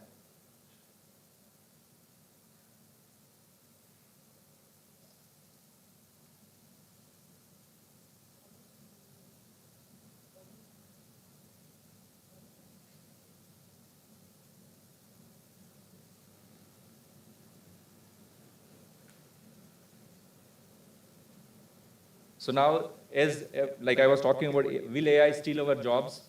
I tried with my job only, that AI can reshape it, or AI can even make some changes. Not visible. I think this one. Duplicate.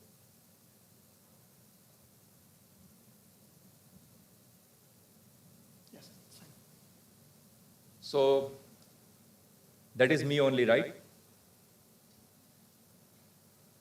I took a 20-second of video and just nodded my head that I'm listening something. And then I cloned my voice using 11 Labs API. So I recorded my audio and I cloned it. And then I fed it to that. So I teach data mining at my university. So I thought that let us target that subject. So I fed with a knowledge base of data mining, some few links from the internet and maybe a kind of a book. And now he's ready to answer any of the questions which you ask.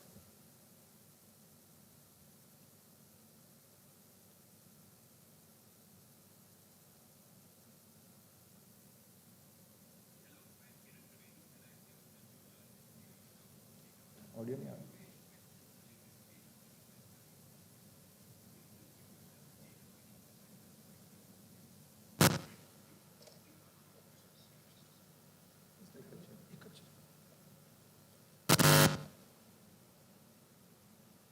So now what we have seen so far is basically a one-way video. On YouTube, you cannot ask any question. On Coursera, you cannot ask any question. He's listening to me.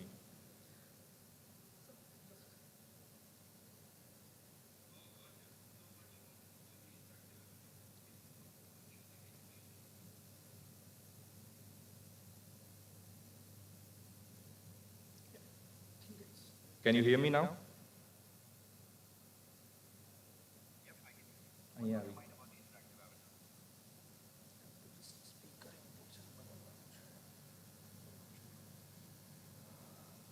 Yes. Okay, so now let me ask you a few questions. Absolutely. Fire away. What do you want to know about the interactive avatar? I'm here to help. I have a few questions about data mining. Why there are so many data mining techniques in the world?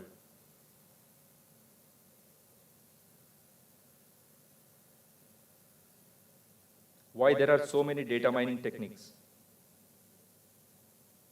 Oh, I can't help with data mining specifically. Okay, I need But to if you change have the questions- knowledge base.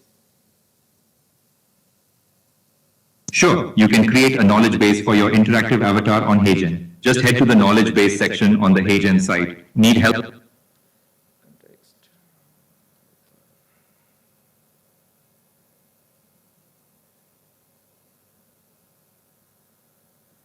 Okay, let us make this as a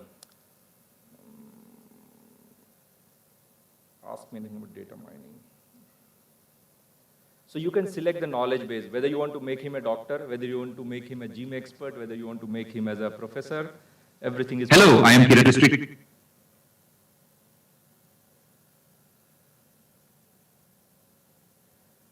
Okay, what is your expertise? Tell me. I'm here to help you learn about HeyGen's interactive avatars. I can explain how they work and how you can use them. What would you like to know first? Okay, let me change your context first and then we'll come back to you.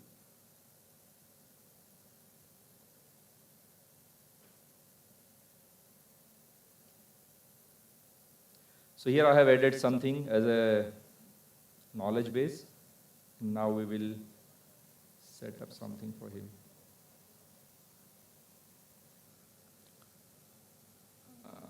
Dr. Kiran.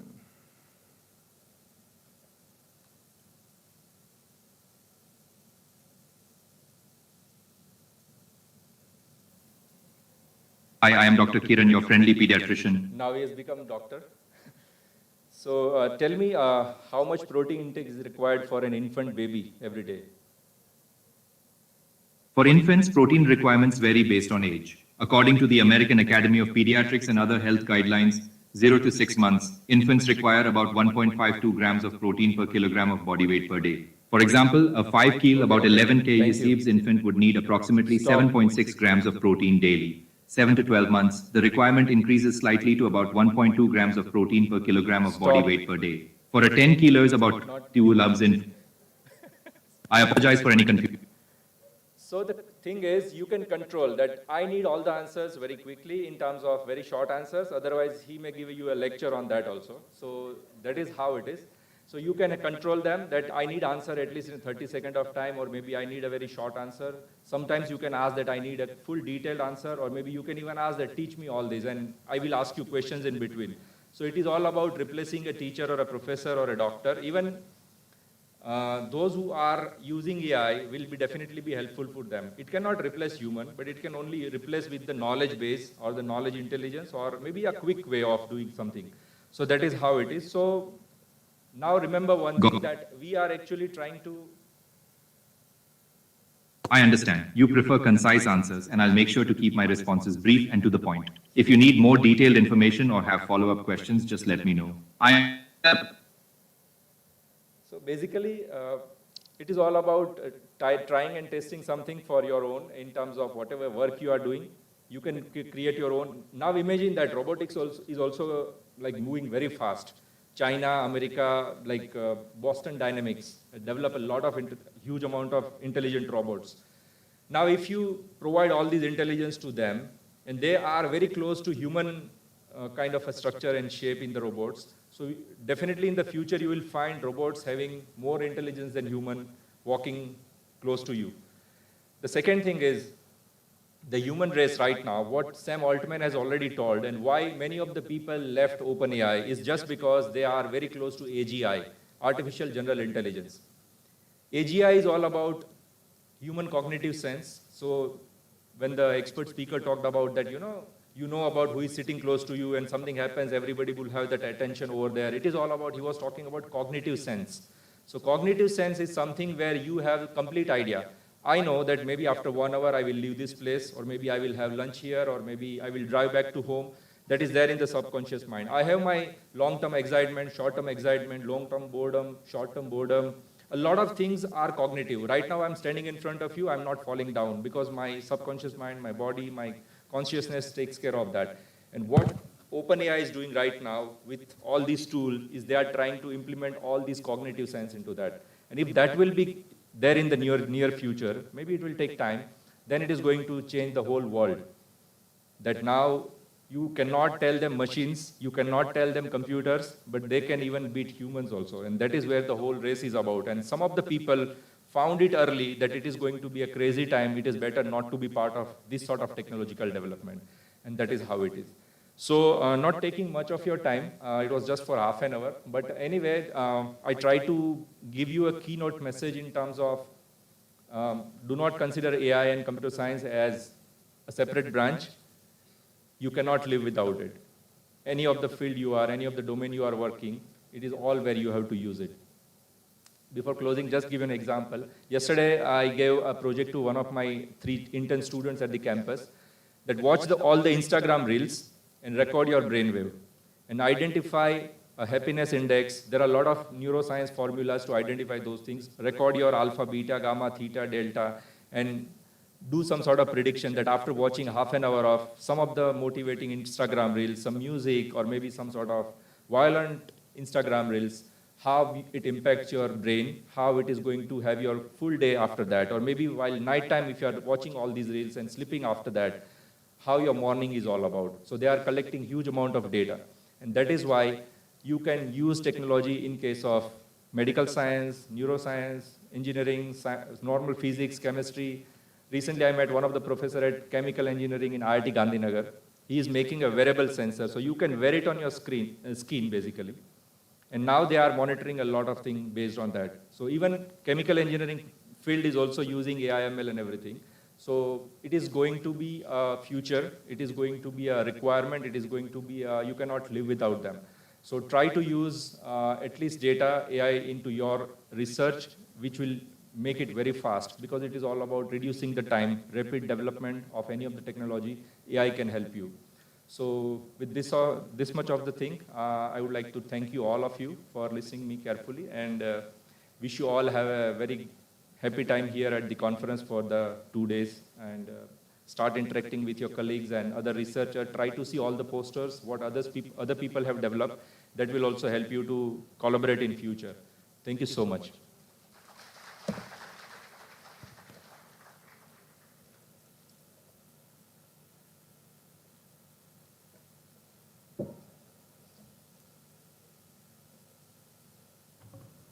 Thank you so much, sir, for that absolutely fascinating and thought-provoking keynote address. I'm sure we are now clear about what is invention and innovation, and how AI and data literacy is the need of the hour. Your thoughts on inclusive AI and sustainability are worth pondering. We are certain that each of us will leave inspired and enriched. As a token of our deep appreciation and gratitude, I now request Mr. Rohit Patel, Academic Advisor, LJ Institute of Engineering and Technology, to come forward and kindly present a memento to Dr. Kiran Trivedi.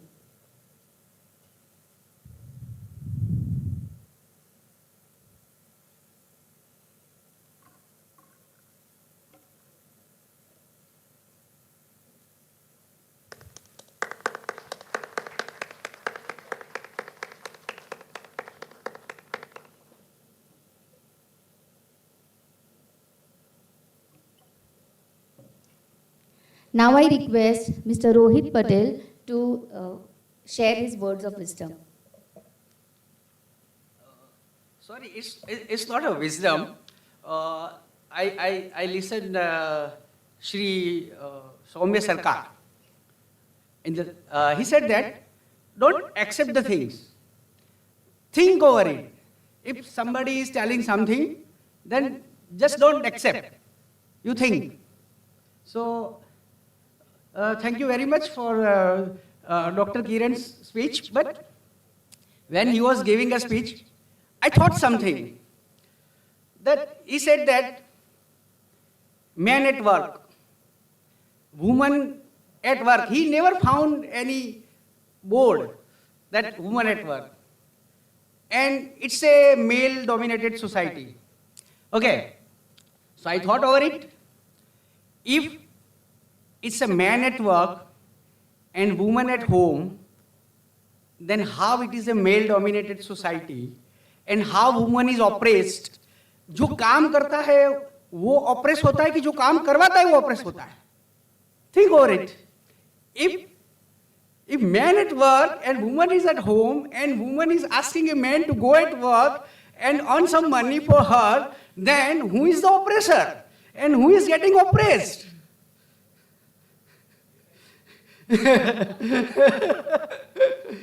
Okay, so take it in a lighter note. So I am just, so I thought something over it. See, according to me, women in not only in India, all over the world, it is the most privileged community.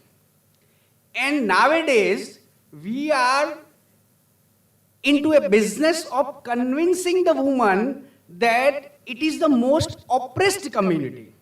So those who are the most privileged, now we are convincing them you are the most oppressed. And they are believing it. They are believing it. See, you take the reference. Nowadays, you meet one girl who is 18 or 20 years old, and she will have a strong anti-man attitude. And look at her mother or grandmother. They will not have that much anti-man attitude. So if in the old generation they were the most oppressed one, then why they don't have not anti-man attitude, and now the modern society, the modern girls who are not actually oppressed, they have the anti-man attitude. So this was the observations I made in his speech. So I thought I should share it. And one more thing, that nowadays the women are convinced that पुराने जमाने में तो mail जो है वो woman को घर में पीट देते थे. हाँ, तो वो ऑप्रेस करते थे. See, when two people are living together, they will definitely have fights. अगर आप दो भाइयों को साथ में रख दो तो भी झगड़ेंगे. दो बहनों को साथ में रख दो 20-25 साल तक तो दो बहनें भी झगड़ेंगी. अभी आप एक एग्जांपल ले लो, दो भाई है 20 साल तक साथ में रह रहे और उनका झगड़ा हो गया. एक भाई 6 फुट लंबा है, दूसरा 4.5 फुट का है. तो इन झगड़े में कौन किसको मारेगा? डेफिनेटली ना, who is the more muscular one, he will beat the other. इसका मेल फीमेल से कोई लेना देना नहीं. जब आप दो साथ में रहते हो तो एक जब मोर मस्कुलर होता है तो दूसरे लेस मस्कुलर को पीट देता है. अगर आप किसी ऐसे दो बंदों की शादी करवा दो जिसमें woman is a more muscular and man is a less muscular, उन दोनों की फाइट करा लो और चेक कर लो कि कौन किसको पीटता है. तो जो पीटता है वो मेल है. It is not the concept. whoever is the more muscular, that guy will beat the other. Thank you.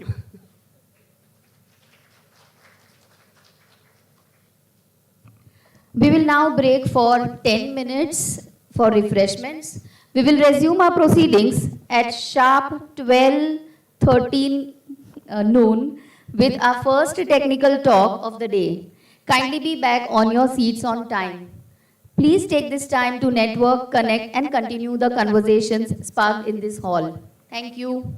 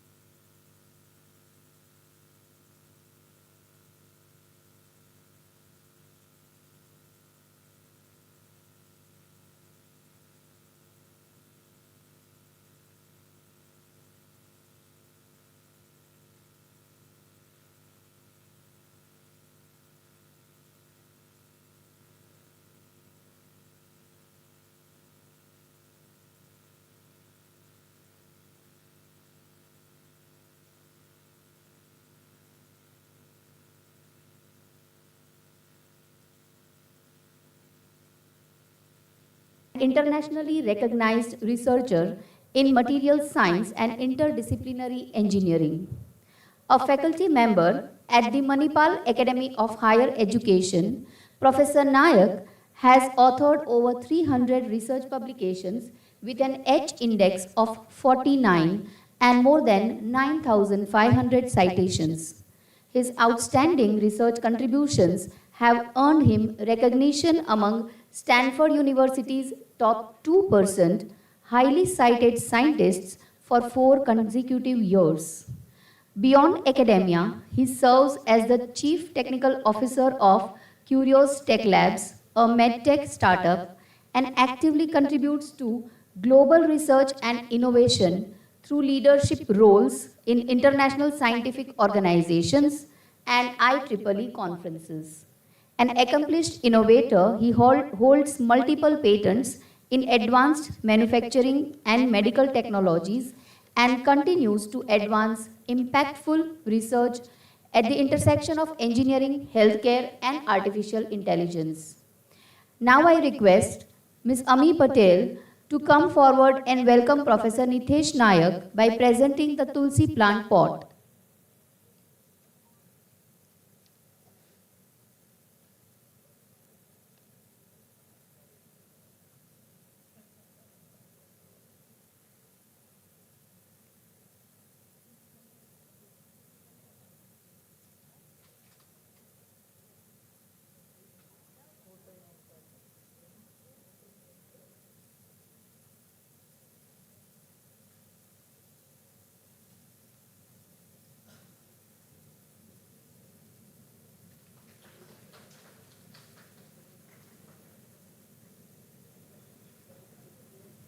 We warmly welcome you, sir. I now request Professor Nitesh Nayak to come and take over the podium.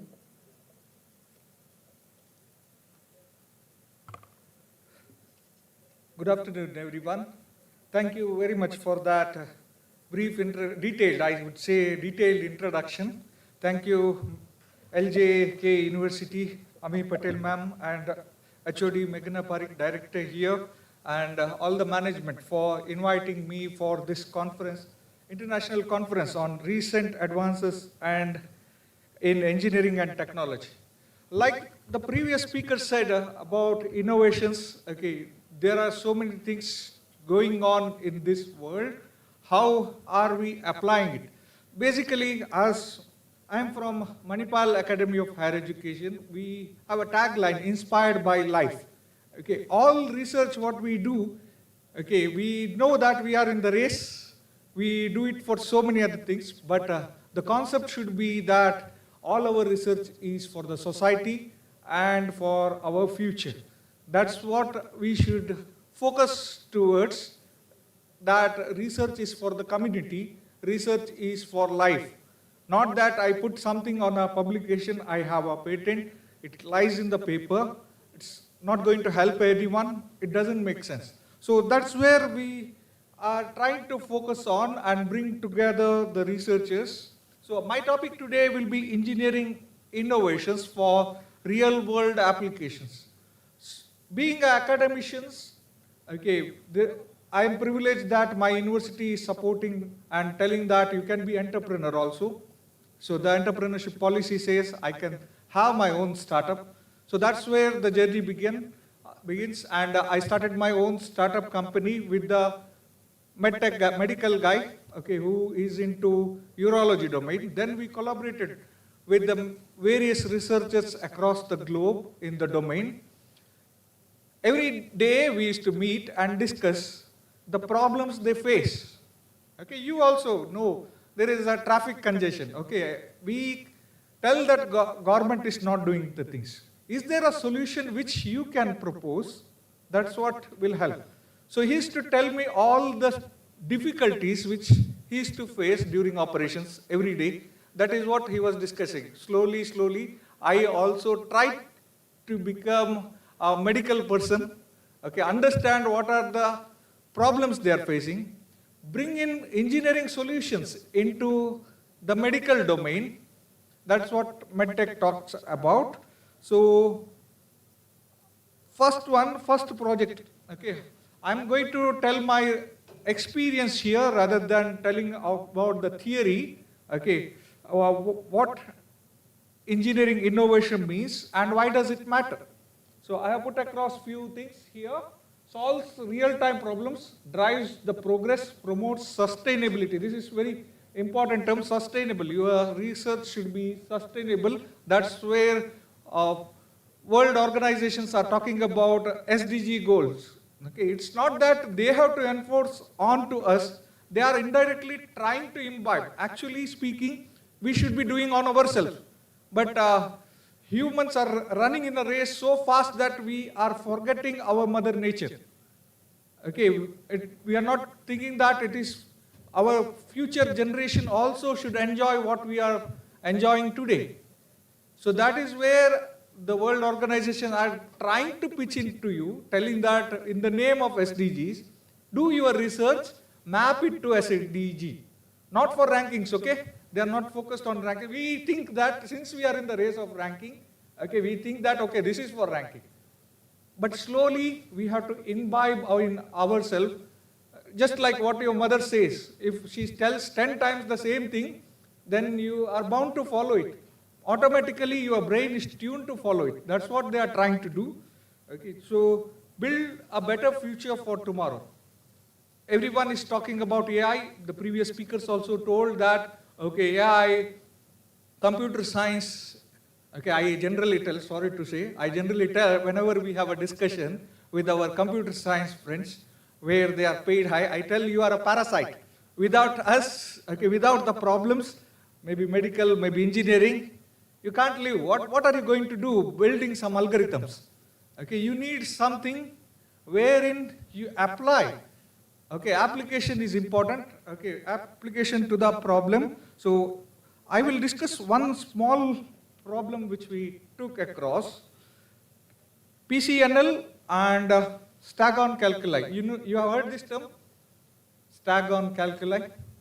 No. If I tell kidney stone, everyone heard about it? Yes. A certain size of a kidney stone is called as a Stagon calculi. Okay, importance of this study. Okay, there are renal stones now. How this AI is, doctor is operating. Okay, why this AI will pitch in. Okay, how exactly this can be implemented. So this is what the problem we were discussing. One problem with a doctor who is my neighbor. Okay, my wife used to scold me every day, every evening. You go to his house to discuss about the problems what he has rather than listening to problems what I have. Okay. But I went to him, he told this is one problem where, okay, they are doing the imaging and identifying and they are doing the PCNL. It is one of the technique to remove the stones. They use laser beam also these days to powder it. Okay, they use different techniques to remove it also. So, Stagon calculi is, the challenges what they have is how exactly to enter into that region and remove. Okay, or fragment that stones there. Now what happens is, what we did is, okay, I will show you some image. This is what it is. There is an obstruction, different sized, okay, and the stone formation, it is not of, it is composition of different compounds. Now, okay, they are using a laser beam, for example, and making it into fragments. Now, laser beam has an intensity. What intensity will fragment a particular type of composition, and what should be my intensity? Okay, based on experience, the doctors are doing it. Now, what we are trying to do is, we are trying to develop this, okay, artificial stones, also bring in AI to understand, okay, this intensity, this can fragment easily. So automating the intensity at which, okay, the stones can fragment, rather than imagining things, telling that, okay, because if the intensity is high, it punctures other region, it burns the other region. So, jugaad you can't do, okay. That's what we are trying to address. This is a problem, how we are trying to address and bring out the solution to it. So, minimal invasive procedure, as per the guidelines, when you say they are classified into 5 mm to 10 mm, so the largest diameter which they have told as a renal calculi. So we developed a AI-based system to predict PCNL outcomes. Not only fragment, once you remove that, you should also see stone recurrence is a common thing.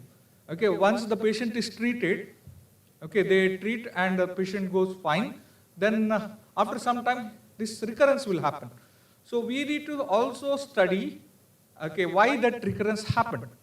So with the medical data, we are trying to analyze this. More about it, I will show you a few papers where we have already published the data. You can search about it. I won't discuss in detail which algorithm we had used, why did we do that. Okay, maybe you can read our papers, okay, and use it in your research in future. So what methodology, what algorithm, how did I use, what data set, I am not going to discuss. This is a problem statement which you can explore more. So decision making and improved patient counseling was done using this particular technique. So different applications, okay, we also tried to detect tumor and localization, stone analysis and management, prostate disease assessment, biopsy guidance, radiomics and predictive modeling, and reduced diagnosis time. So along with the Curious Tech Labs, okay, we partnered and we started a training center which is called as ITRU, International Training for Research in Uro-Oncology and Endourology. When you say endourology, it is related to stones, and when you say uro-oncology, it is related to cancer, specifically related to urological disease. Okay, this may be interesting. Okay, this is the device which we have a patent for it from our company, as well as from my organization. Okay, we have named it as rapid urine, which is a liquid specimen test container and a device for automated testing. So now urine test has to be done. Generally, you have to go to clinics or hospitals. Okay, they collect the sample and then they give you the reports. Also, you might have heard that there are test strips, okay, which can be used, okay, if he is a diabetic patient. So every time he has to go to hospital to get it checked on a regular basis. So this is a problem statement now. What solution we can do? See, I have putting here few solutions what came to my mind.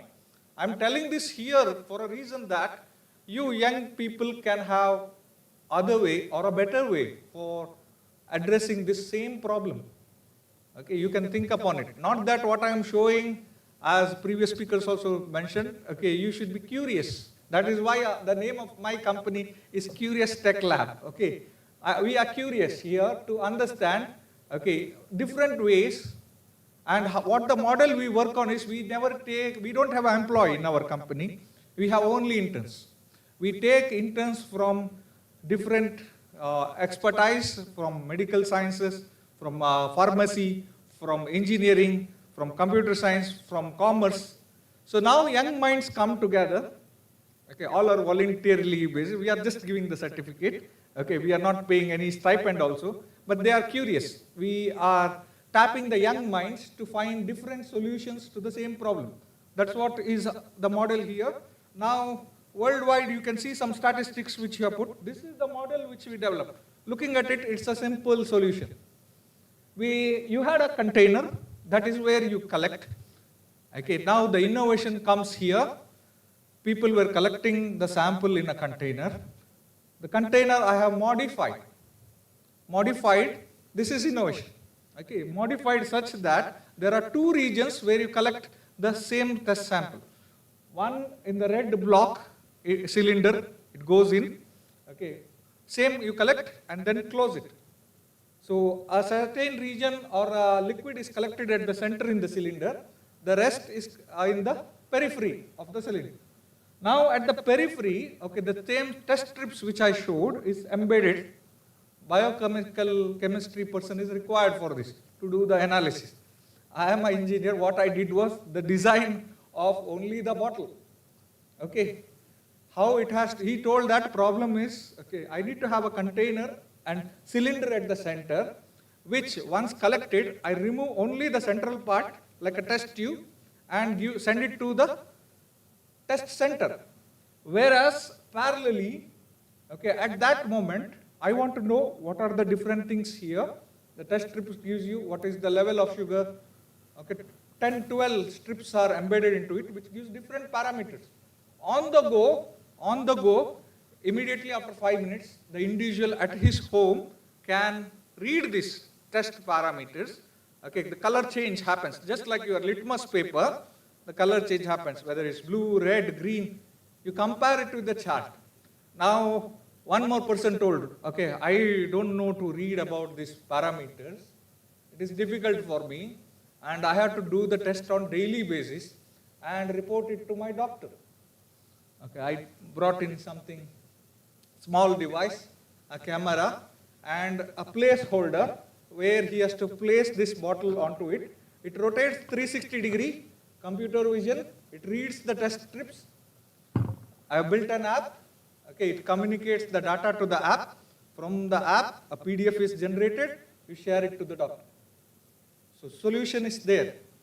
Simple, you can think more on it and differently, but this is the solution which we brought in. Okay, the patient is communicating to the doctor on daily basis. What are his reports? Here, we have another patent for this particular thing, focusing dental chair. Mostly 99% of the people have dental problems. You go to doctor treats you. Next, you finish your treatment, next patient comes, sits on the same chair. They sanitize the chair, they sanitize the instruments, they don't sanitize that light which they adjust. Generally, they don't do. They put gloves, put your hands in your oral cavity. Okay, again, little bit adjustment because they are addressing the other tooth. Next patient comes, that is not sanitized. This is what we observed over the time, then thought that this is the problem of hygiene. He is not sanitizing that. Now the technology is advanced. As Professor Soumya from the space, you can target the regions and capture photos. Deep learning, you all know. Okay, based on the oral cavity, we developed a model which is self-focusing the dental chair light based on the instruments where you are moving to. Instrument is moving to a specific region, automatically the light is self-aligning to focus to that region. There are too many problems there, okay, but in the dental community, if you can also go 10 times to the dentist, you will identify there are many problems which you also can address. So we address this one problem. I have put the flowchart, nothing to hide. If you want to explore more, do something better, okay, with the foot pedal also we gave the option rather than only, okay, using deep learning, okay, he's not satisfied. We have a foot pedal also to adjust, telling that two different things, okay. Now when you put it as a patent, you just give the foot pedal as an option telling that, okay, this is not a right way. You developed a foot pedal which gives instruction to adjust this.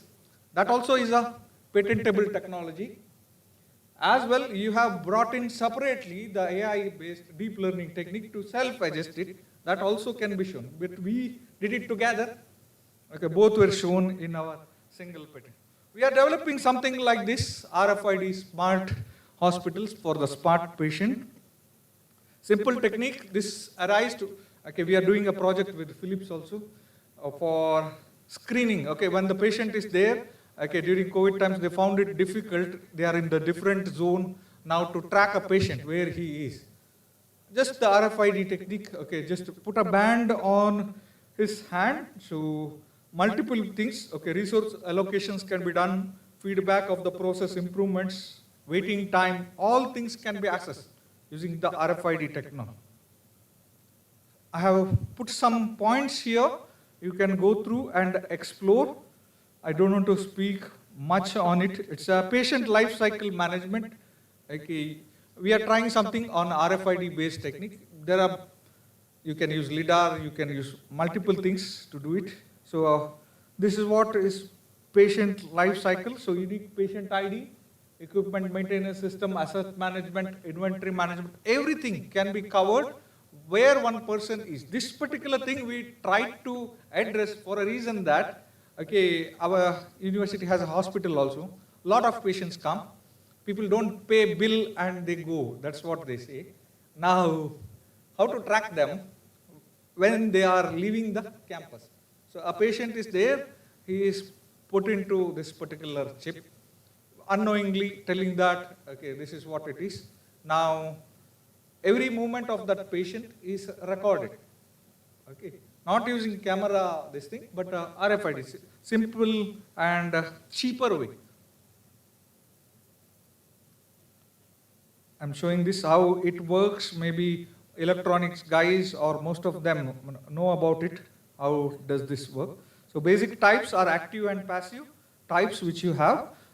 So based on this, you can do also a medical record management. Okay.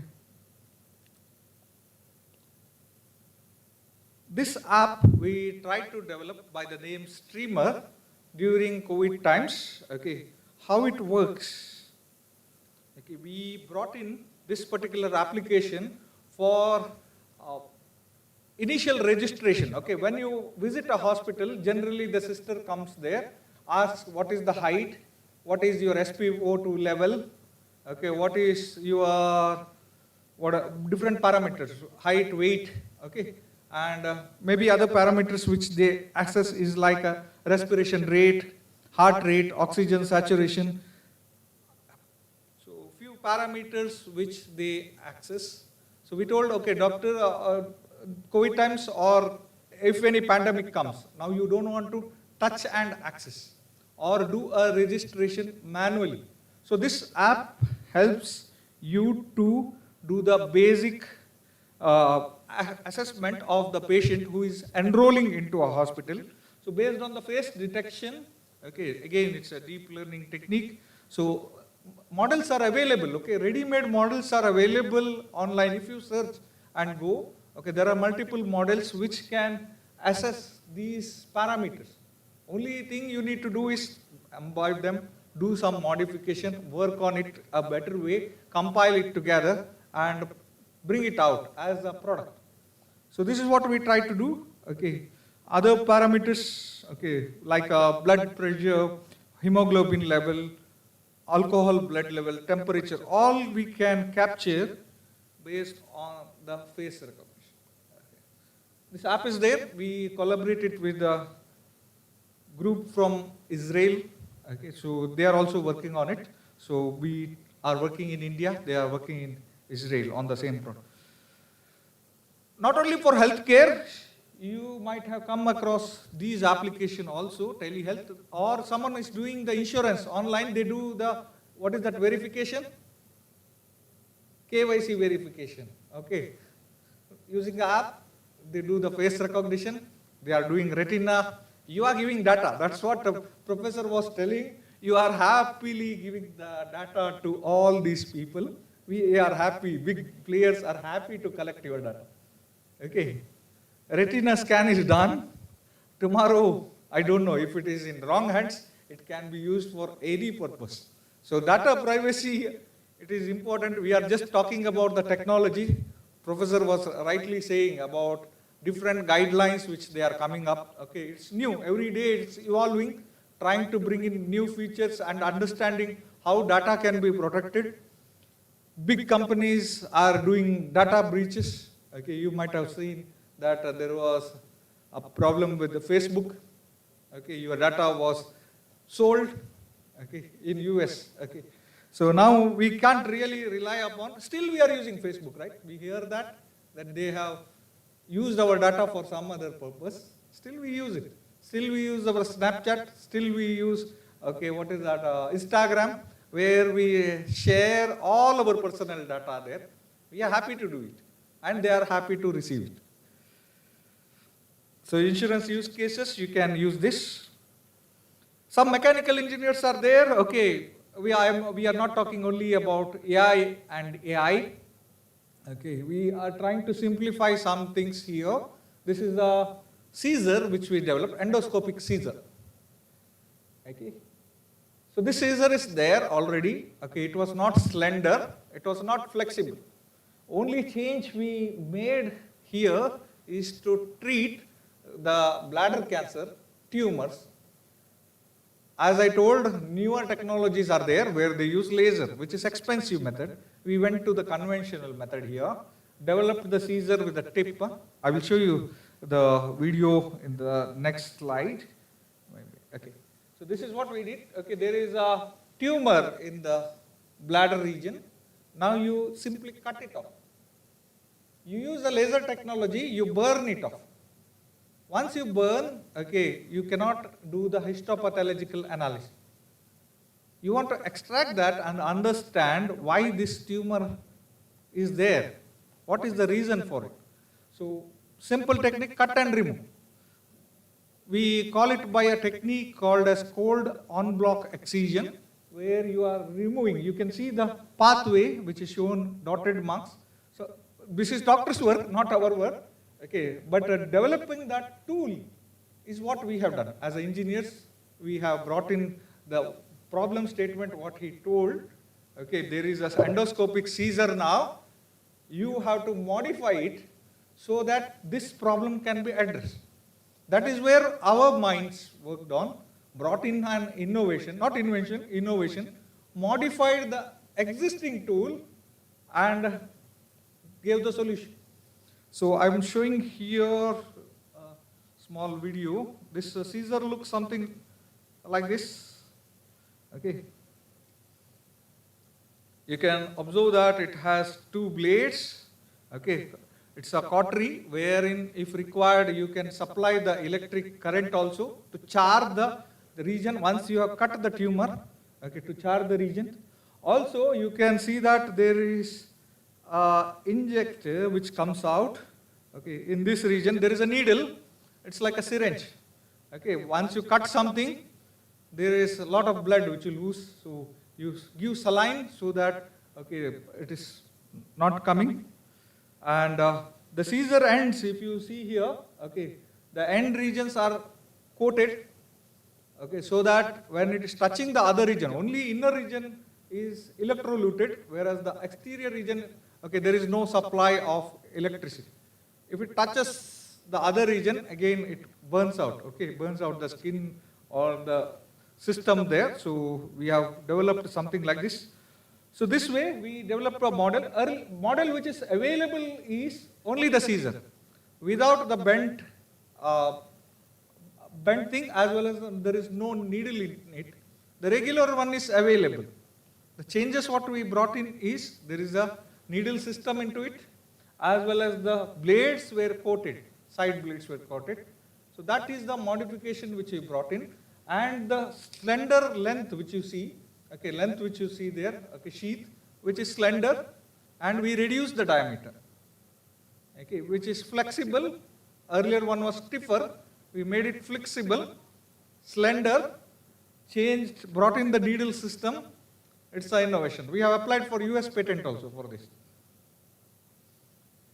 We also developed an app, stent tracker, not the heart stent, okay, since we are more focused on neurological stent. After the stent is inserted, okay, we generally, patients are comfortable, okay, they don't go back.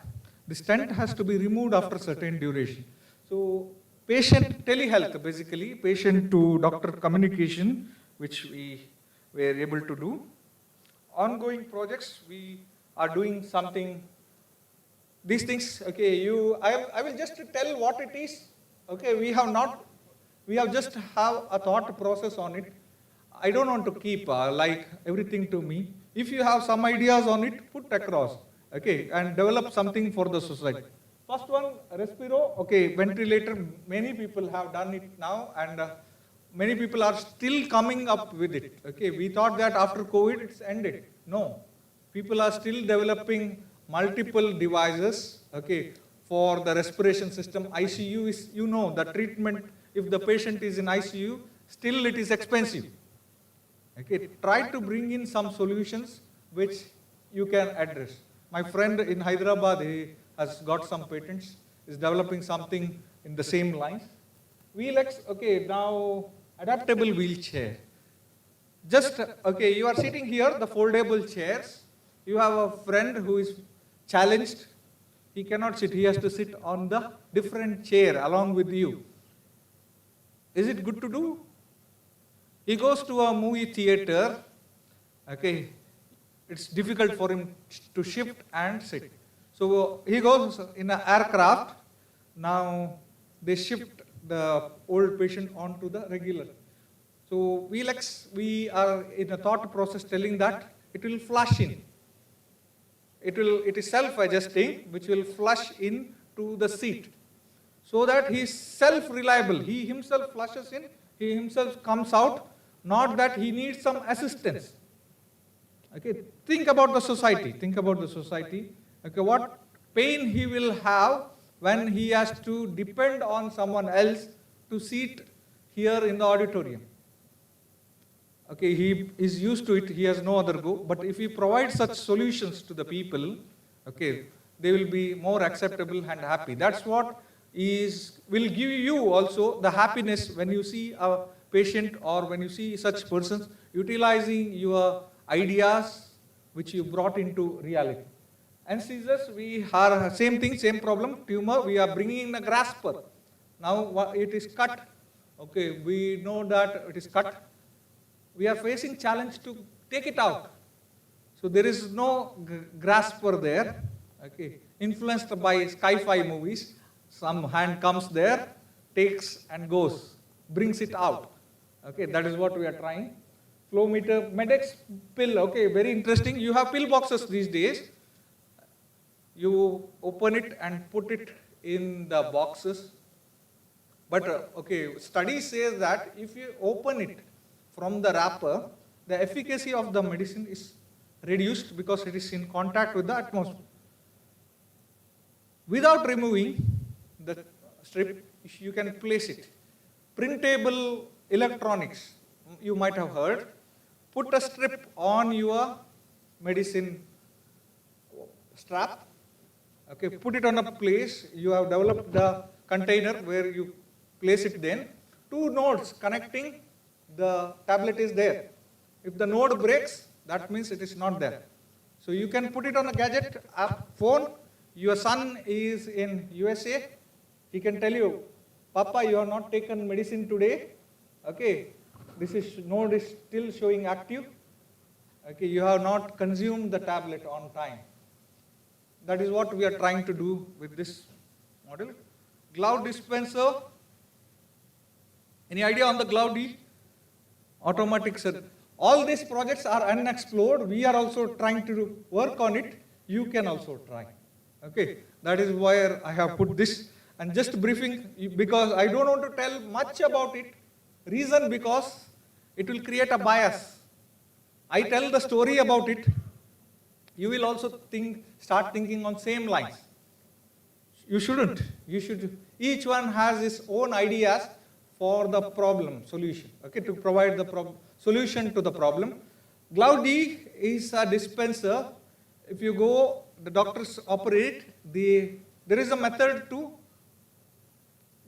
donning and doffing, they call it as. They wear the gloves, which should be very clean and clear, because there is a method to how they wear before they start operating. So we are trying to develop a system wherein, okay, just place the hand, it dawns onto you. Okay, if you go and place it again, it removes it. So there is no contamination which is happening before you operate. So we won several laurels. We got the biotechnology grant also. I was mentioning it. We depend on government here always, where there are seed fundings from different institutions for our survival, because we are hungry to do more research. Okay, and you all know that to do something new, you need money. Your either institutes should support, or you should put from your salary. From salary, no one wants to do it because you have your own commitments. Okay, so you too can write something with the novel ideas. There are so many schemes now. Nidhi Prayas, I just want to give an example. Nidhi Prayas is do try. Okay, Prayas word is for you to try. They give a seed fund of 2 lakhs, 5 lakhs, 10 lakhs. Okay, different denomination, maybe 2 lakhs to start. Okay, 2 lakhs is a good amount to start with some research. Okay, they obviously check and understand if your research is really worth it, then they fund. So use the schemes which are available from the government. Good thing about it is you need not return them back that 2 lakhs. If you take a loan, you have to return it to the bank. They don't ask it. Okay, it's for the development of scientific community which they give. So obviously you can use it. So me and my friend thought that we will start something new here. So World Research Union is an ecosystem which we are building. Okay, we welcome you all to become the member. I don't want to speak more about it, what it is. I want you to explore. There is the name and logo, you can find it out, World Research Union, if you type in Google, what it does, how it connects the researchers, okay, all for free. All for free. We are not charging anything on this platform. Okay, someone from your own domain related, you want to find him, okay, who is doing something similar to you, it connects. We are a small database now of around 2,000 researchers. We are growing. Okay, we want to connect more people, all for free, okay? What we offer, I have put across, you can explore this, okay, on the website also. Also, we welcome you to start your chapters, okay, where lead in your region. You can be the lead researcher in your region, build a community. Just like you are going to Lions Club, okay, going to Rotary Club, similarly, we want to bring in some chapter wherein researchers meet. Okay, obviously, there are some chapters, other chapters also, IEEE, IET, etc. So we are also trying to do something similar. There is a membership fee. I understand that everywhere they are charging membership fee. We don't want to do that. Okay. Maybe that financial point attracts people. Okay, we also started under the WRU 5 new journals which we will launch in Germany this year in November. I am managing editor in this journal. Okay, most of them will see a rejection on your paper. You feel that you have done good research, you submit to a journal and the journal has rejected your paper multiple times. You submitted it to 2-3 journals, everywhere rejection. What you do? What you do? I start new journal of my own. Okay. You be silent. I start my own journal of my own. Okay. We have Scopus Index Q1. 3 years efforts. We now know, okay, we are there to help people who want to publish. Okay. People say reject. Absolutely, I had no clue because multiple revisions we did. We shared that it is novel, we proved, okay, there was no data manipulation. Still, okay, they say a simple reason that we have received so many papers, we are unable to accept your paper. So many submissions, we are unable to accept your paper. Who is rejecting?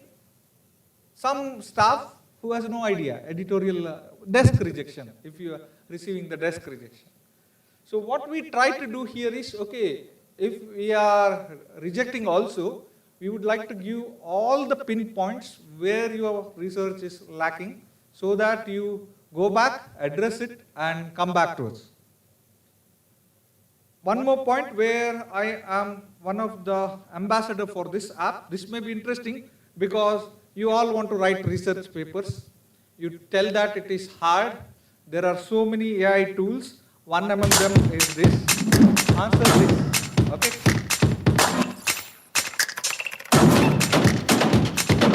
It's free. You can use it. Okay.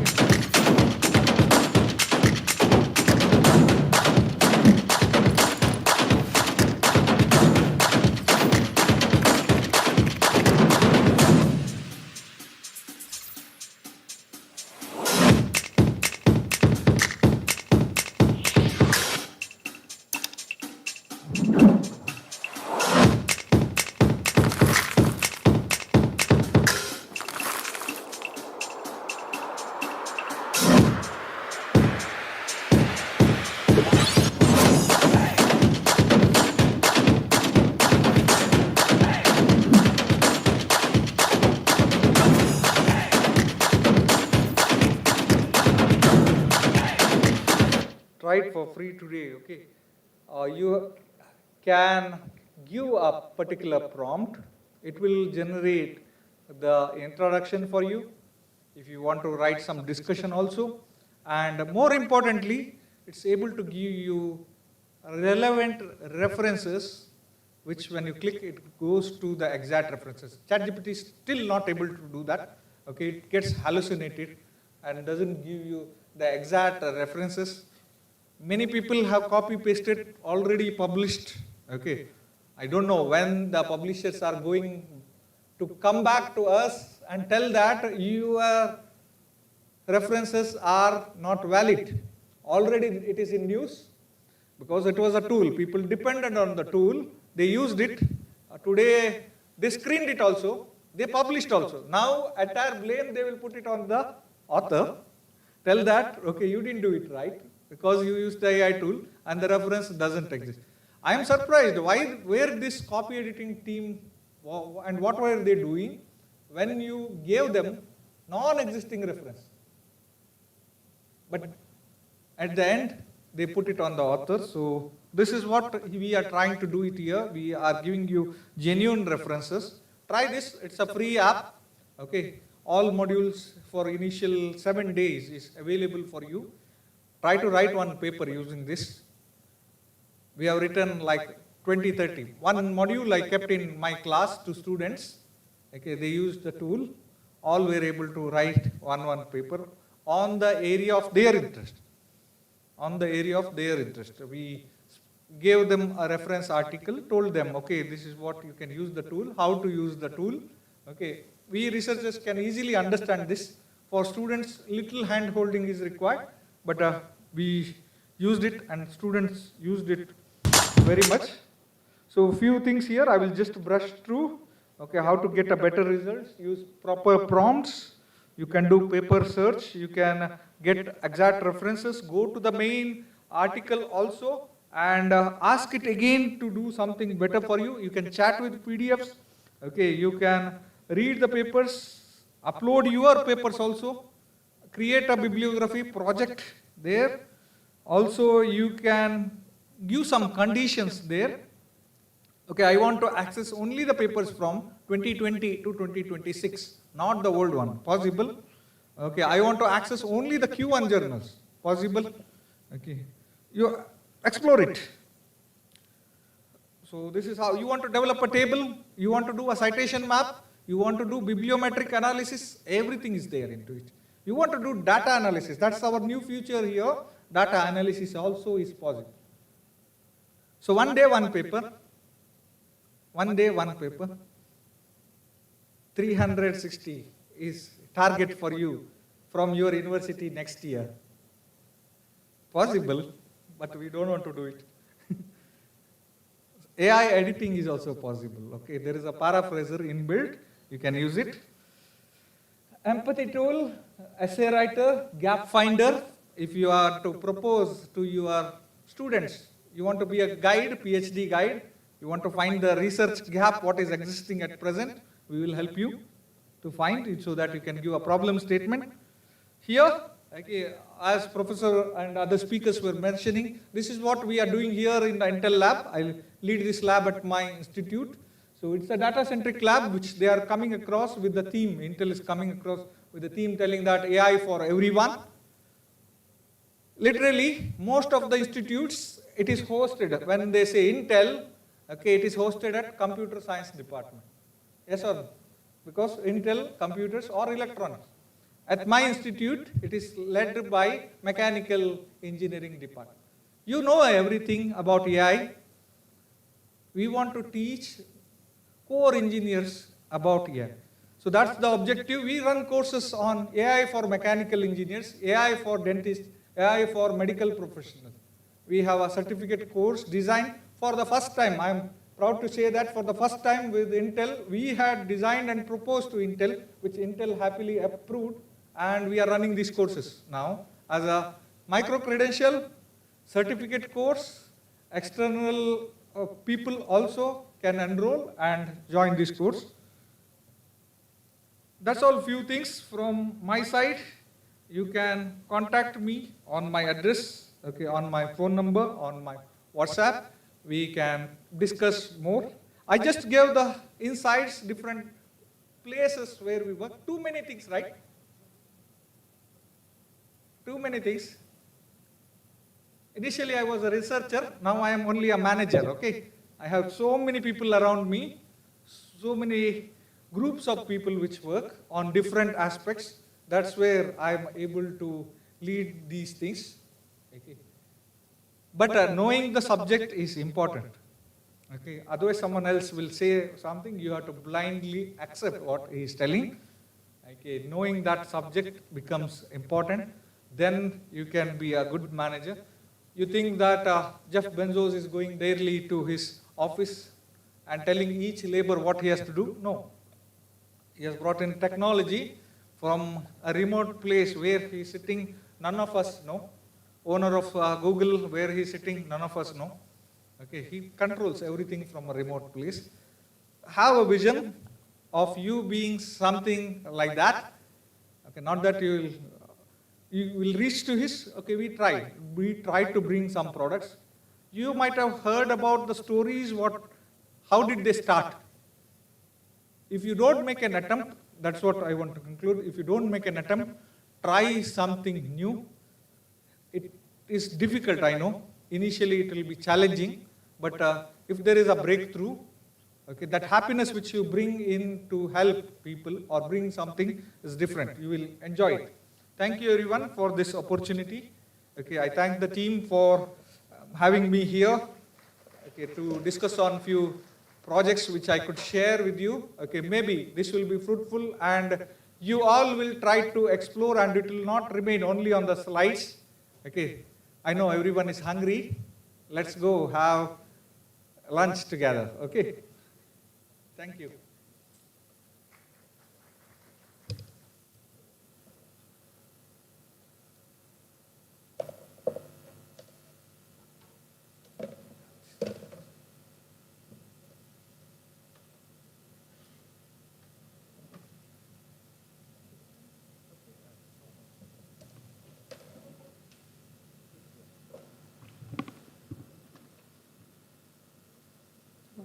Want to carry this?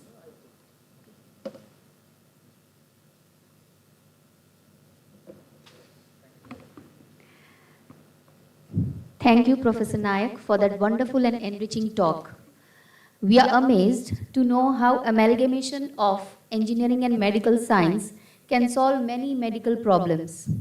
Thank you for sharing the details of unexplored projects for all of us to explore further, and also for giving guidance on actionables for doing the researches. We are truly grateful, sir. As a part of our appreciation and gratitude, I now request Dr. Meghna Parikh to come forward and present a memento to Professor Nitesh Nayak.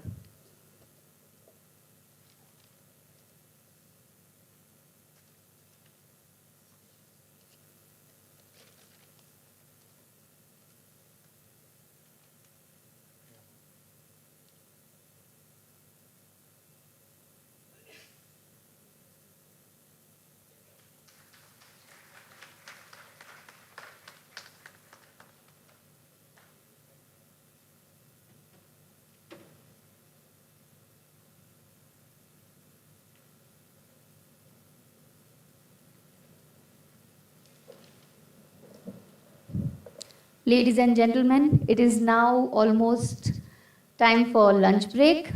So now it's turn for our stomachs. Lunch is being served at the basement of BSc building. We request all delegates and guests to proceed to the venue. We shall resume our conference at 2 p.m. sharp with the paper presentation sessions across various tracks. The detailed schedule for the parallel tracks has been shared on the WhatsApp group. Please refer to it and head to your respective track venues on time. Thank you all for being part of this wonderful conference. We look forward to a fantastic sessions of presentations. Signing off for now. Thank you.